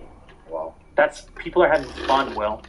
You can't tell people how to have fun. You can't tell them what to invest in. People can choose. Yeah. What do they want to do? Boost these apps in the meantime. So it's just one more video game in our simulated thing that we call reality. Sony adds an HDMI port to a smartphone, and it has done 2 things. It has made people very excited, and it has made people very angry. As is the case with most things that make people very excited, they often make people very angry on the other side of the spectrum. How do you feel about it? No, I'm cool with it because I'm in the content creation game. One less hostile And cadaver. so I can see the application for this. And people, outsiders who only care about smartphones, are not going to recognize the expenditure of having an HDMI viewer, a 4K portable HDMI capable viewer for your camera. That's what's going to cost you a lot and be some other cumbersome thing you're going to carry around. So you're factoring that in. The ruggedness, again, it has to be a thing that you're looking for. I presume it's getting heavier. I liked the Xperia 1 Mark II. This is kind of that phone all over again, with a greater emphasis on the camera component, which I love the camera component there, the interface and things like that, but this takes it to another level by expanding the capability of your mirrorless camera, regardless of which Sony model that you have. I'm reading Ars Technica, and this person's very angry. He's like, okay, I don't get it. Like, you added an HDMI port and a couple of other features, and you want to charge me $2,500. I'm not going to get involved with it if it's just strictly as a flagship smartphone. And I get that. If you're never going to use it like that, it's not the smartphone for you.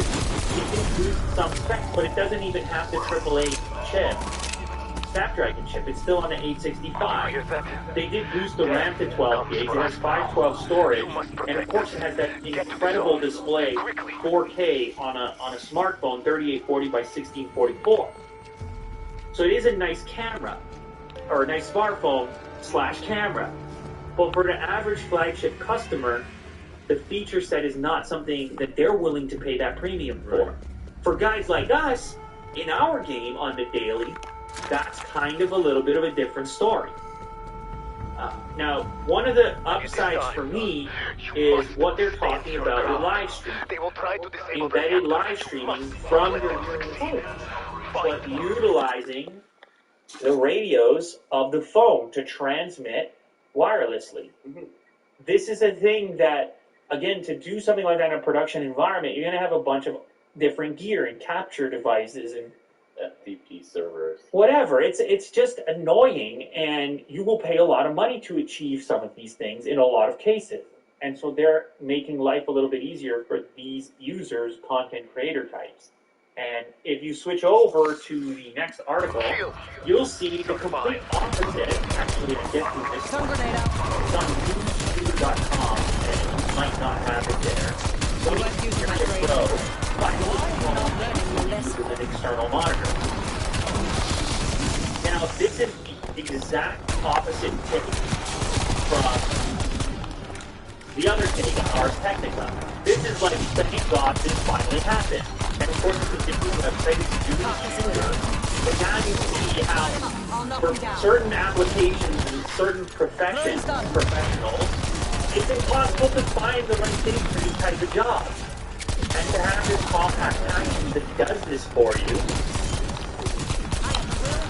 and it's supported and made by the same brand to work together in tandem, it's a nice rig. It's nice. But again, it's not for the average person. So it's maybe for streamers and YouTubers, you should go check out a couple of these videos of rigging this up for streaming.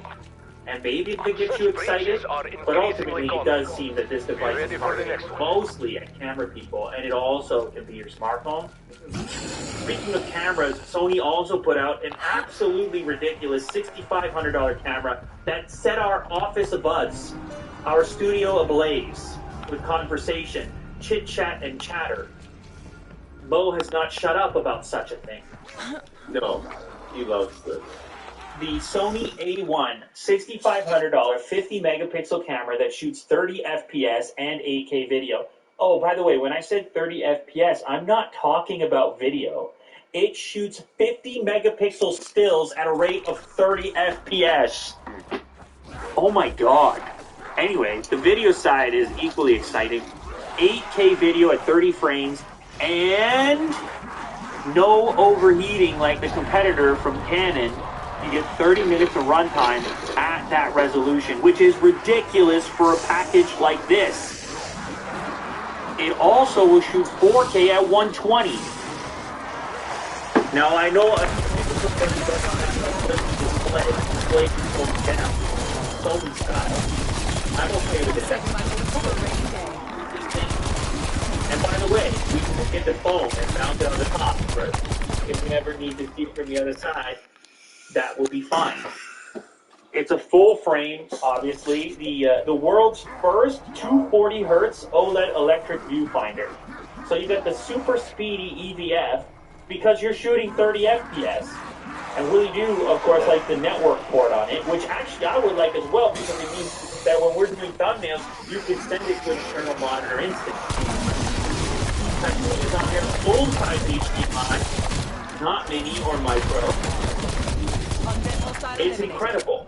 It does have a higher price than Canon's product, though. That's important to know. $6,500. The 8K is 10-bit 420 video, window opening up, which will go to either an SD card or a CF Express card, and it uses the full width of the sensor. It's super sampled from an 8.6K image size as well, so it's not any type of weird crop going on. However, there will be a crop for 4K 120, and it'll crop down to Super 35 with 5.8K oversampling for that. Now, at this point, non-camera people are like, what exactly are you talking about?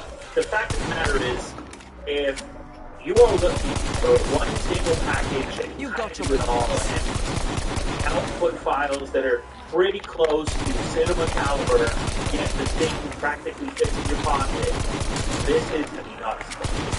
But this is where it is right now. This is where it's at. From a person who has used every single Sony A series product that's out there. Yes. It's nice how they call it Alpha 9. It's all the file. It's the one. It's the one. Video, photography. 1.63 pounds, 5-axis in-body stabilization with 5.5 stops of shake reduction. They really, it seems like Sony just really gets what's going on and how people are thinking. As far as the YouTube space is concerned, I see so many YouTubers popping up getting it. They understand this group of individual internet content creators are going to be all about this. It also features the industry's fastest 802.11 HD Wi-Fi speeds. So you'll be able to use that feature in conjunction with the new Pro smartphone, which will double as an HDR monitor and a 5G transmitter. Yeah, see no blackout on the shutter when you're shooting 30 FPS. Alright. That's enough about that. Alright. Sweden successfully tests wireless charging roads. Yeah, of course! Chopper Of clearing out for course! Of course! Isn't it weird that the simplest ideas are the best ideas? How simple is this idea? Wait a sec, wireless charging, yeah. Coils, yeah. Magnets, okay. Where are cars? They're on the road.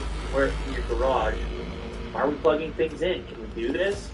Okay, let's start figuring it out. I thought it was difficult. I assumed it was difficult. Now this company's doing it, and they're like, no, it's not that bad. We just dig up a little concrete, and then we're just charging cars as they drive. No big deal. Electric cars. Now, they're going to need to be outfitted with some hardware, but they're actually a lot further along than I expected. It's crazy over here. An Israeli tech company, Electrion, has been developing and implementing an innovative solution. The system will revolutionize transportation and accelerate the switch to electric mobility. Of course. You got an electric vehicle, you're not worried about range as you're charging as you go down the road. Will, what about power consumption for public transportation? What about for buses? That they go the same route all the time. Right. Yeah. That's really cool. The fact that they could just pave or dig up the road. Not that far. Like just a couple inches. Not that far. And then lay this groundwork of, what do you call it, oil? Yeah, so the system needs vehicle-mounted receivers to work, and it is not something that's obviously been implemented yet at the factory level, but we're looking into the future here.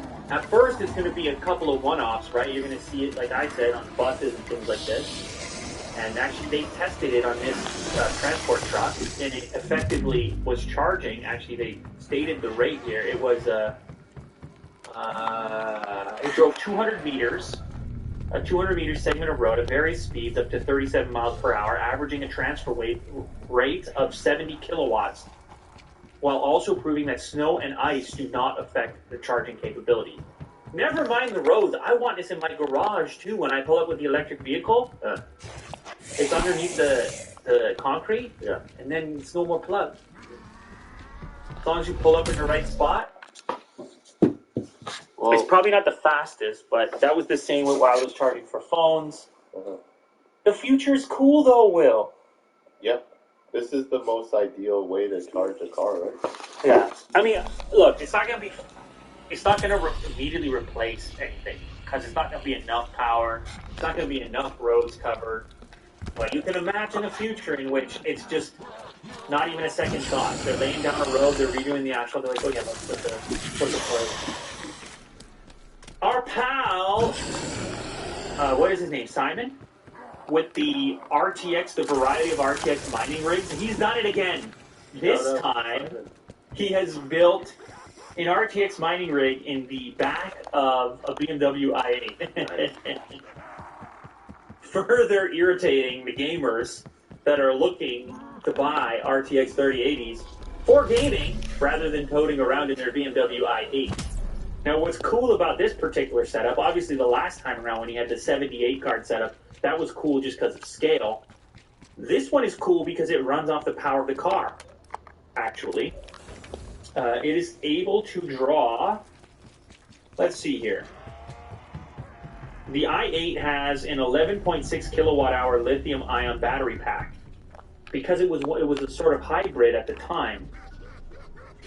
And he's able to run his rig with just 1,500 watts. That's all that's required for that particular mining rig. The car's main outlet is capable of providing 3,500 watts. The only issue he faces is having to have the trunk of the car open in order to mine because of the heat generated from the GPUs and the other components. Could he be driving with the windows open? I would think he might be pulled over to have the trunk glass open while he's driving. No, I mean like having the trunk closed, Yeah. but having his windows open. Oh, I don't think it's enough that passing. circulate there? No, I don't think it's enough passing through there to satisfy that. But anyway, shout out to Simon. Keep doing it, man. Whatever gets you going. You're not going to stop getting the hater comments, but I appreciate your wicked concoctions. Last one of the day here, Will. You and I both saw this one. It's a fun one to close out the show. It is the Windows sound effects, but sung a cappella from our friends Maytree over on YouTube. These are the classic sounds of your childhood in a cappella. You can just play a little bit of this. Here we go. I think it's muted. On the YouTube player, it's muted. Oh, is it? Yeah, you killed the track. Go back. Give us some volume. Oh, give me that one again. Give me that one again.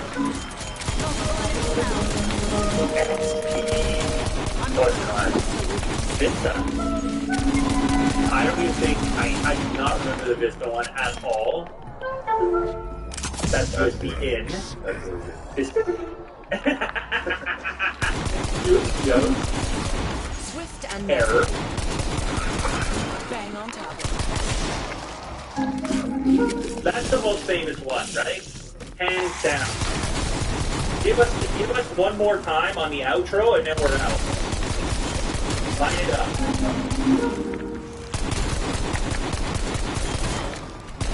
Remember the other day we were talking about that next iPad possibly coming out soon, possibly coming out, I think it was March.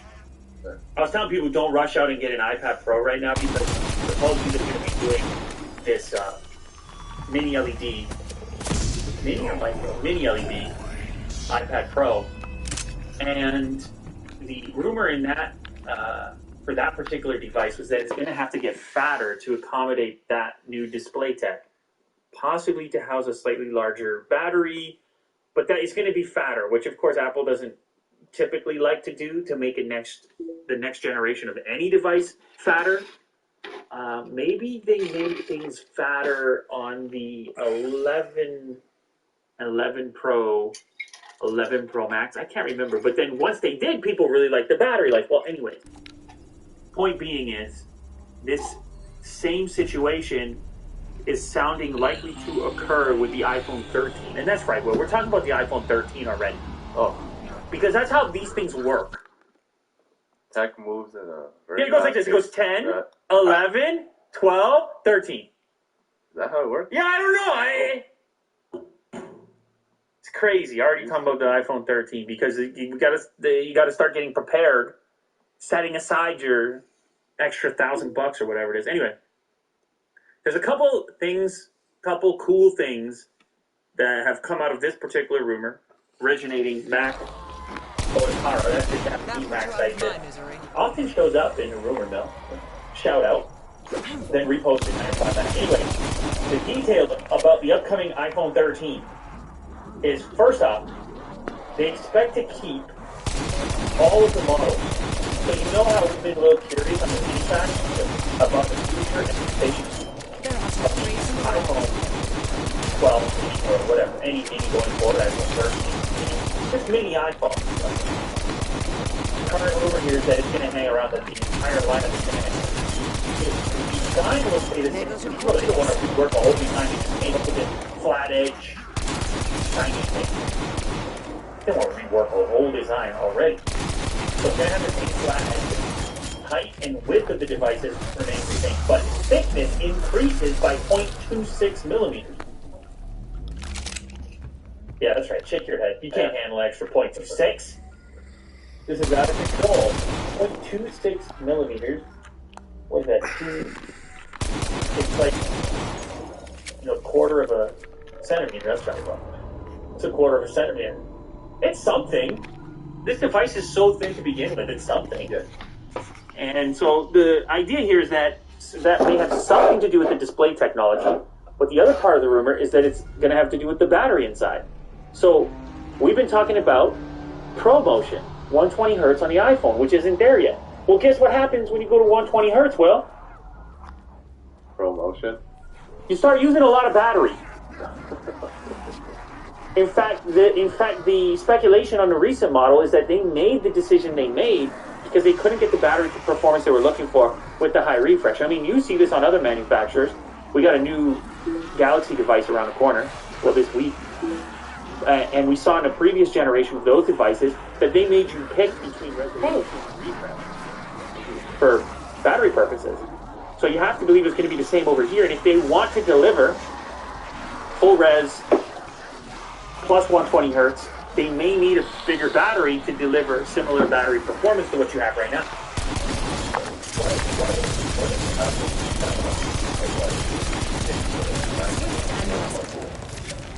And like the same resolution. No, you don't get options for that. No.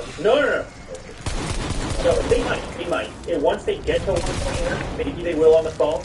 They don't do it on the iPad, as far as I know. It's not impossible, but they don't have the 120 hertz display right now. They can't give you the option. The current model tops out at 60 hertz, and no one wants anything lower than that. So it's you're just kind of stuck right now with the next model. So the question for the audience is obviously, are you willing to deal with a device that's 0.26 millimeters fatter in exchange for a 120 hertz display and the larger battery power? I think many people would go for the fatter display in order to get 120 hertz. I don't know. Obviously, some people like the thin phone spots. I mean, they brag about how thin it is. It feels very thin in the hand. And the other thing that came out of this rumor, the camera module supposedly will be the same across the board now, but you wouldn't have this distinction between Pro and Pro Max. Not a Pro Max, but also camera upgrade, a little more room to work with that. Don't let it get Apparently, me they're going to figure out how to have the Pro and Pro Max be the same, which I think makes a lot of sense. It's a bit confusing this year as far as people asking me, which one? I'm like, I can see the difference. I kind of like the Pro Max. And people are like, well, it's subtle, and I don't want the huge phone. It's very, definitely the most advanced camera is on the Max model, but because we had become so used to the idea that all Pro models would have the same camera, it's a bit uncomfortable. So anyway, apparently they fixed that. The camera module itself may change a little bit again, according to this rumor, that it could see a piece of glass covering all of the lens modules, all the lens units. Again, it's a rumor for the time being. Oh, lastly, the notch is going to shrink.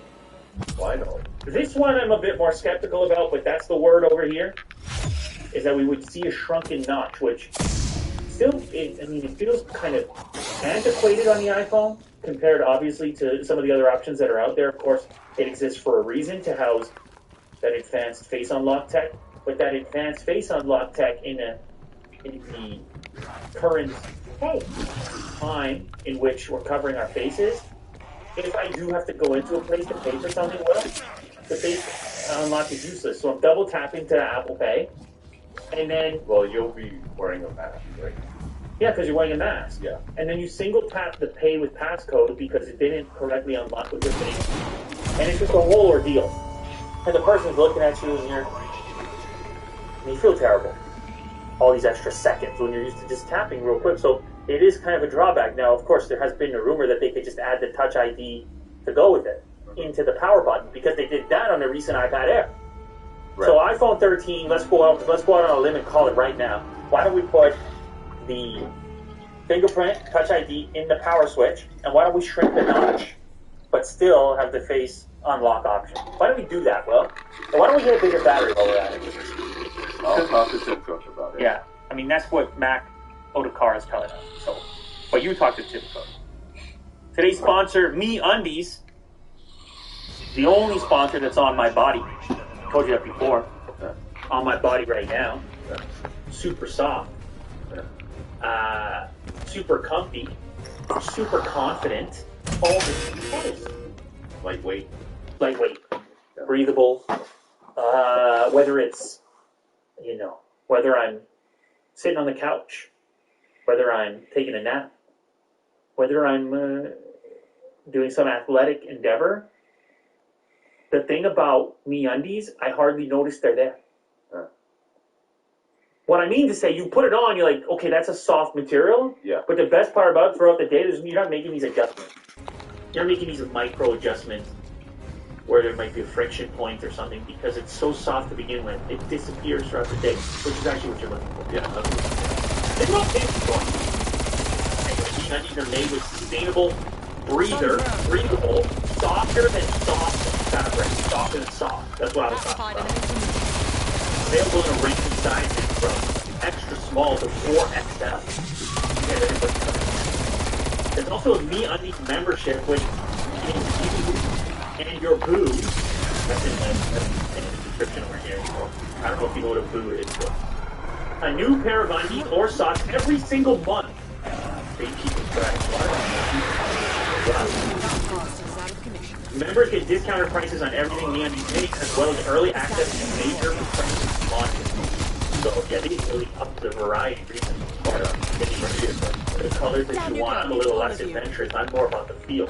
I'm more in the classic department myself. I mean, these for a special occasion.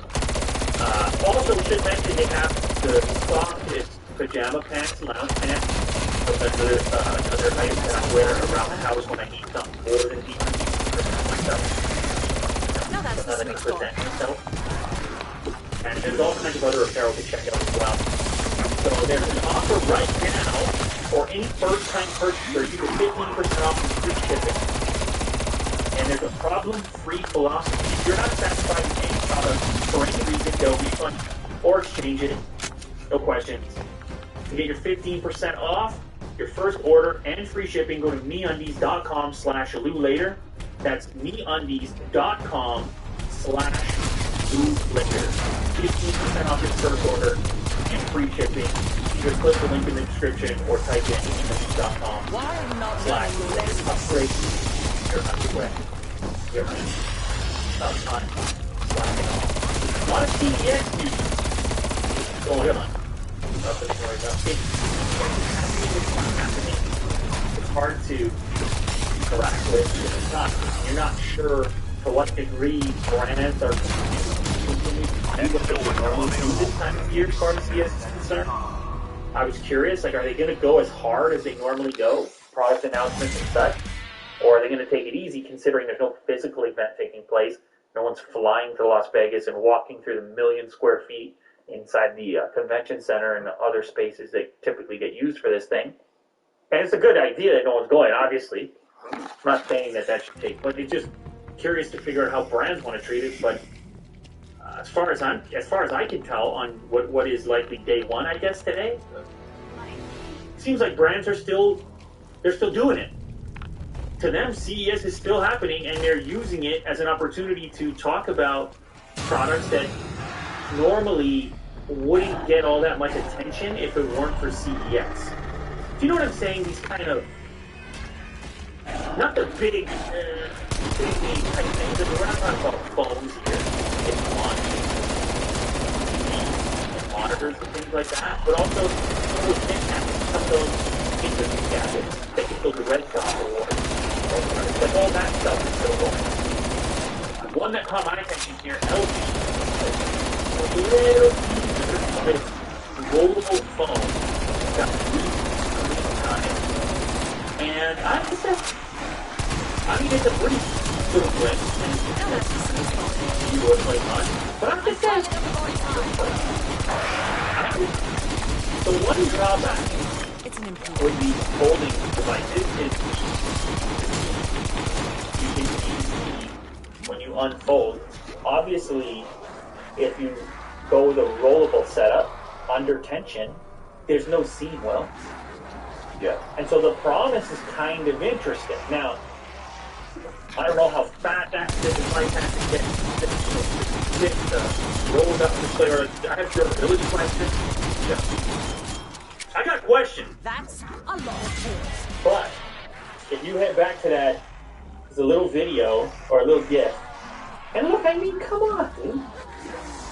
It's basically going from the side to unfold its default to.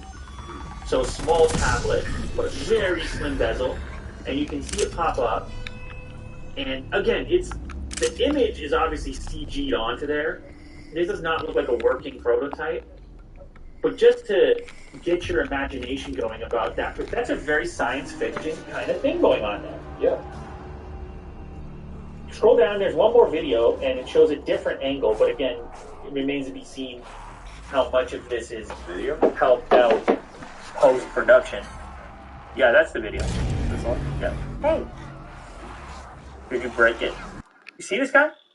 From that angle? Look at that. Yeah. Very cool. Again, we don't, I mean, look, they try to make a presentation.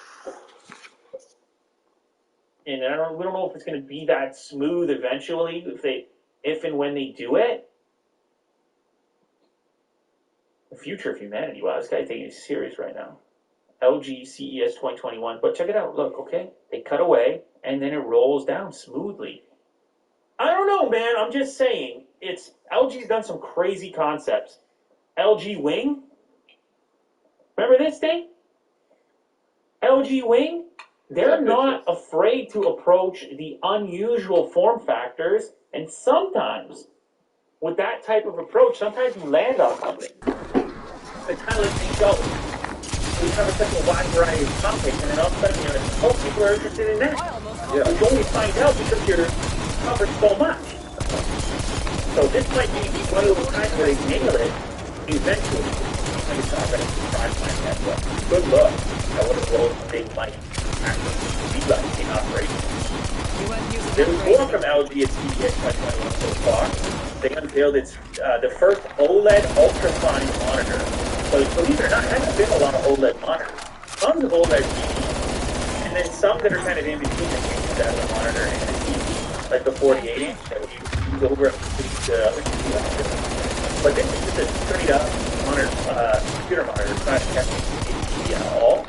And it's giving you the benefits of OLED, which is what you know why I'm using that on the TV side. But I've been concerned about things on the monitor side.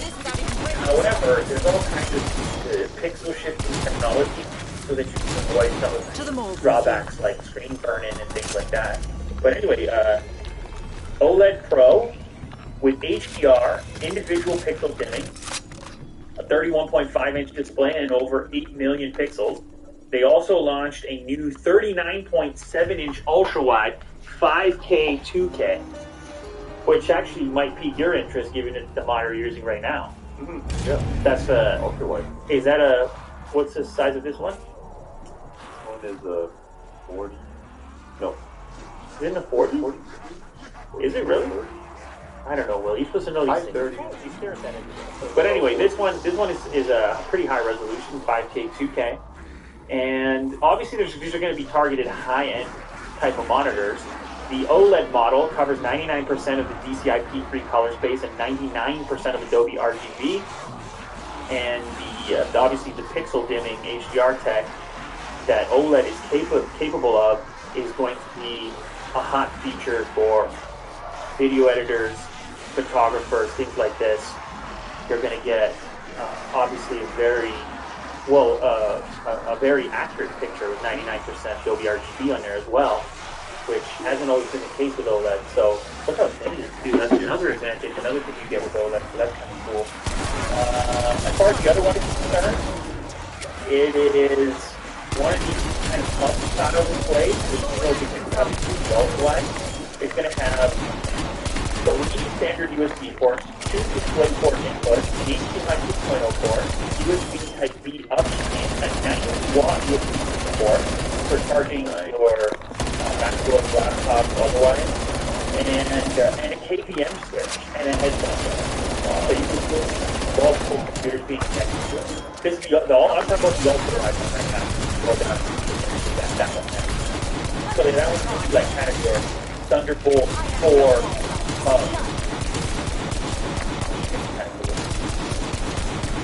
Actually, I believe I've got that wrong. I think the specs that I just listed were actually 4. They were. That crazy amount of versatility was for the OLED model. The 5K, 2K, 40-inch model, on the other hand, is DisplayPort, HDMI, USB, and Thunderbolt 4. So anyway, they both have a lot of expandability. Yeah, I was showing off the fourth here. Oh yeah, okay, so that is the OLED model. The OLED model is going to be a tremendous hub as well, which usually isn't the case, or isn't always the case when you're talking about a 31.5-inch display, usually in that scale. So I think this might be an interesting option it could be an interesting option for users who don't want to splurge on some of those really expensive displays, like the Apple XDR display, things like this. Obviously, it's not the same resolution, but it's OLED, which is fun. So, anyway.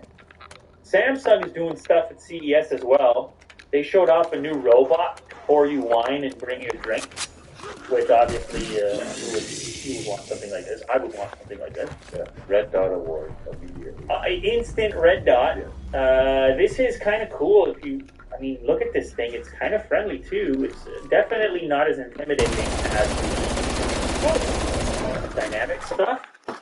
Somehow, maybe because it rolls around, maybe because it's so off balance that you know for sure if you kicked it over, it could not get up. Yeah. I don't know if that's what crossed your mind as well here, Will. But well, it's definitely not going to revolutionize us, humankind. No, it's working for us. That's for sure. It has an expression too. It has these eyes on the front inside of a display. Now it doesn't have to just bring you a glass of water. It can recognize objects using camera and AI tech. Apparently, Will, it's gonna put dishes. It can see dishes in the sink. Cool. And that's what you're gonna see here. It's gonna see the dishes in the sink, and then put it in the dishwasher. Like a lot this, of dishes there. you need this, Willie, dude.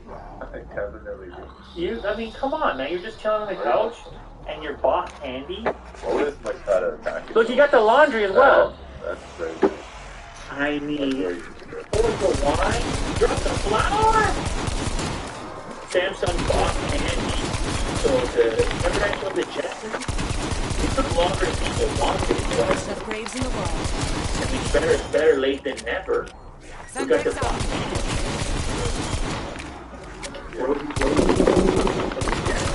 So we were thinking about it. Anyway, this guy, you can't rush out and buy it right now. That's in development. But you know how to you got to show off this stuff that's in development. You get the press release, you get the news articles and all that stuff. But it's like that. There. You got self-driving cars. You got all those packages that roll around your house. You got the box in your hand.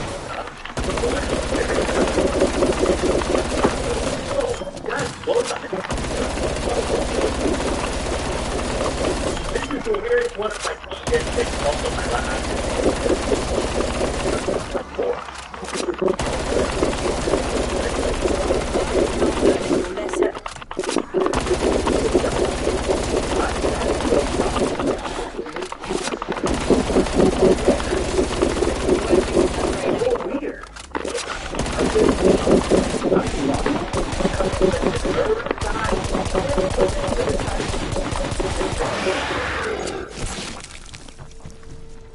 It means an iPad. Relax. There's another part of me which wants you to relax and wants them to relax. No, not you specifically, just the whole thing to relax. Because the thing about an iPad is, it's kind of for me, it's a casual device, the way in which I use it. And maybe I have too many other devices and things like this, but I like to be encouraged and invited to pick it up like a magazine or something, to consume content. This is hyper productivity to the point where I wonder if the person should just get an actual computer. I know the iPad is crazy powerful, and you know what? I'm not even going to rain on this. Whatever, it's cool. It is, yeah. I would see like this for students. Whatever, it's cool. Just have an iPad. Whatever, it's cool. Okay, yeah. So, for those of you that are just listening, this it looks like an iMac stand, but it has a magnetic connection point for an iPad Pro. And the right thing right now, we just click through the link, and it gives us a much better look. iPad, I mean, it slaps on magnetically. You can slide it, catch it. It has a wireless charger in the base to charge two separate devices. You are expected to hook up a phone, or for that now, latest iPad, and you put a doctor's thing, and you put a bunch more connection points or peripherals on the back of it. It will work in portrait or landscape. See, that's a bit weird. She's looking at portrait. Did you see that? That's what I'm talking about. So when you're having landscape display in portrait, you know what I'm saying? Look, it's only occupied the center of the display. All you can turn it around and just get the whole display. No, that's a simple. Well, it seems like she was going to the Do you have a burning signal? Really? Where's your photo? Of this? yeah.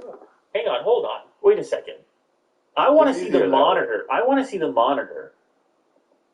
Like, why do you have an external monitor then at that point? Look, I'm talking about the monitor, not the iPad. Oh. Yeah. See? That's what I'm talking about. Do that. She did it anyway. She did it. And we just had to wait. Yeah. We're gonna have to take it. Anyway. You're making great An points. external window opening up, team. And they're making great points. And I don't know, it's just a weird way to think of an iPad. Look, it even has a charge thing for the watch. It's kind of incredible. It is very gadgety. I don't know. I really don't know how you think about this. You're being so self-critical or That's right. you actually like it. This is me. This is I think anything that you like, you also have the potential to hate, depending on the position you want to take and how you analyze it. Yeah. This is me exposing how it's easy to see it one way or the other. It could be irritating and easily say it's unnecessary or overkill or weird. But at the same time, you could say it's exactly what I'm looking for. You look at both sides. I look at both sides. I try to represent both customers and imagine their position. So this has 3 USB ports, an HDMI port, Ethernet connection point. So you have a wired internet connection to your iPad. I know it's a magnet, but at the same time, you have to get that USB-C port connected for peripherals. So I understand they make it look like you're slapping it on there. Right. It's going to have to slot into the connection. SD card slot, headphone jack, and the wireless charger, so it's tons of room for expansion. This is for the most iPad power user type person that wants to make the most. I mean, the thing is that these iPads are expensive these days. These iPad Pros cost you thousands of dollars, and so I guess, man, you know what it is? Here's my problem, Will. I have too many devices. That's my problem. So I sit here and say to myself, why do I have to make this device do everything? When I have so many ways of doing this, I have laptops lying around. But if you only have an iPad, Computers, monitors, this is for the person who really doesn't want any other computer device. And on target.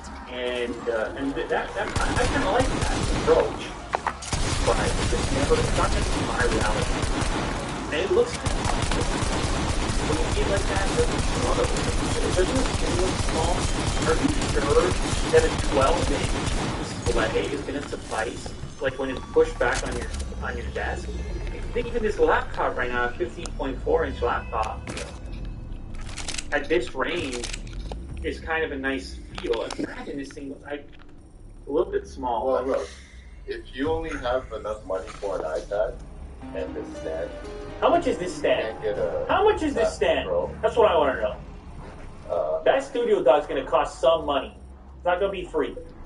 They aren't going to tell us yet. How Let's much see. do you think it is? Maybe the original article does. Oh, get to reveal pricing. It's not You weren't using that brain enough. more. Line him up. I'll knock him down. Oh yeah. Yeah, that's $300. Yeah. By the way, this is not this month. Anyway, he got the CES 2021 Innovation Award. Throwing frag. It's definitely That's enough, honey. got attention other than us. You can look; it's got an external drive, and I think some of this aggravation comes from my own apprehension around the iPad or iOS as your main operating system. I've tried it a handful of times, and it could just be that no, it's not that. It is a problem. I go to Google Drive and I can't do certain functions, and You have to use iCloud. yeah, I gotta get so ecosystem-y to the point where it's hard to interact with the actual work world that I'm thinking just reaching for the laptop again. But even inside of the full Chrome web browser searching, Well, that's kind of what That's a lot of juice.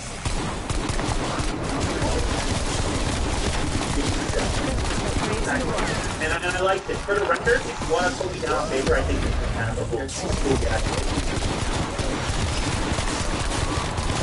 I mean, beyond funky docks and robots, you know the other high-tech item that CES is known for? Fridges! is that I don't know. I mean, every year when I go, it's always some new fridge they would put a screen, or it would have a see-through panel or a transparent door, or they would put some kind of smart feature. But when you would walk through Samsung or LG, it's going to be fridges. yeah, their home living kind of tech is pretty cool. You want to know something? I don't mind. Yeah, I don't mind. they're trying out different things. The problem with the fridge, though, is how often am I supposed to update my fridge? It's huge. I can't upgrade it like almost. I can't even upgrade it like you gotta upgrade that fridge. Enormous. But anyway, because of COVID and everything else, people are buying fridges. They're doing whatever they can do at home. You probably heard about this. Like video games is another example. And, Home Depot was doing what? People like, I'm gonna fix that thing and I'll put a new toilet over there or whatever. Yeah. It's just like people are looking for things to do at home. And one of them, I guess, is upgrade the fridge. But the home appliance sales rose at 10% last year. When everything else is falling off the cliff, they expect to purchase. And of course they're doing it because they're staring at this ugly old fridge and they say, you know what? I'm stuck inside. I'm gonna get a nicer fridge. Or they're gonna know. Yeah, maybe. But you know what's funny? This particular report is actually not about the most high-tech fridge. It's about the most stylish fridge. They want to let you customize your own bespoke fridge.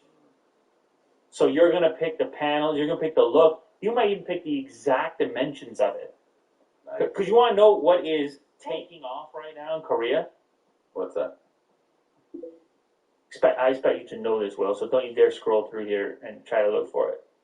What do you think is taking off in Korea right now when it comes to fridges? When it comes to what? Fridges. Refrigerators. Maybe see-through? Go on.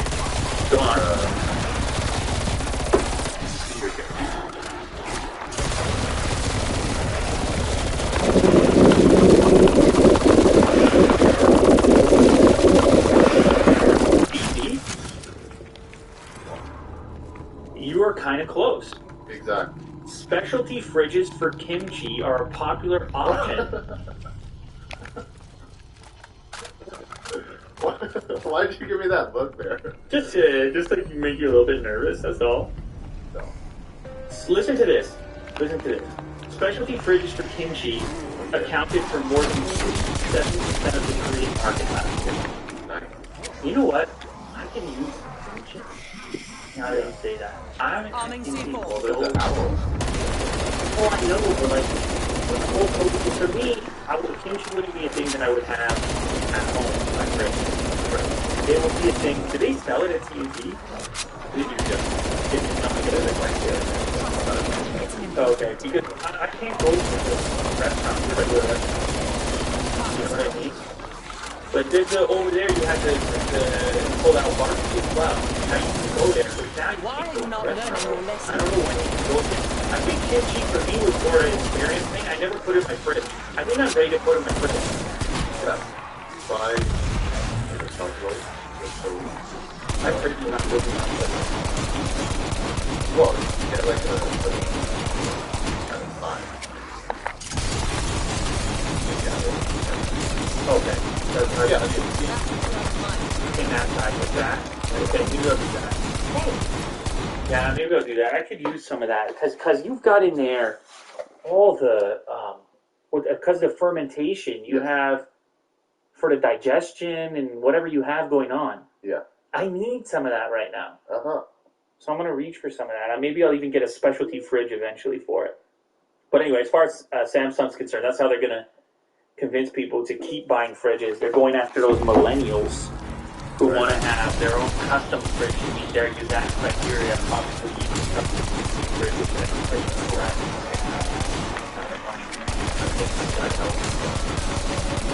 Oh, this next story! My God, Will! Did you even hear this yet?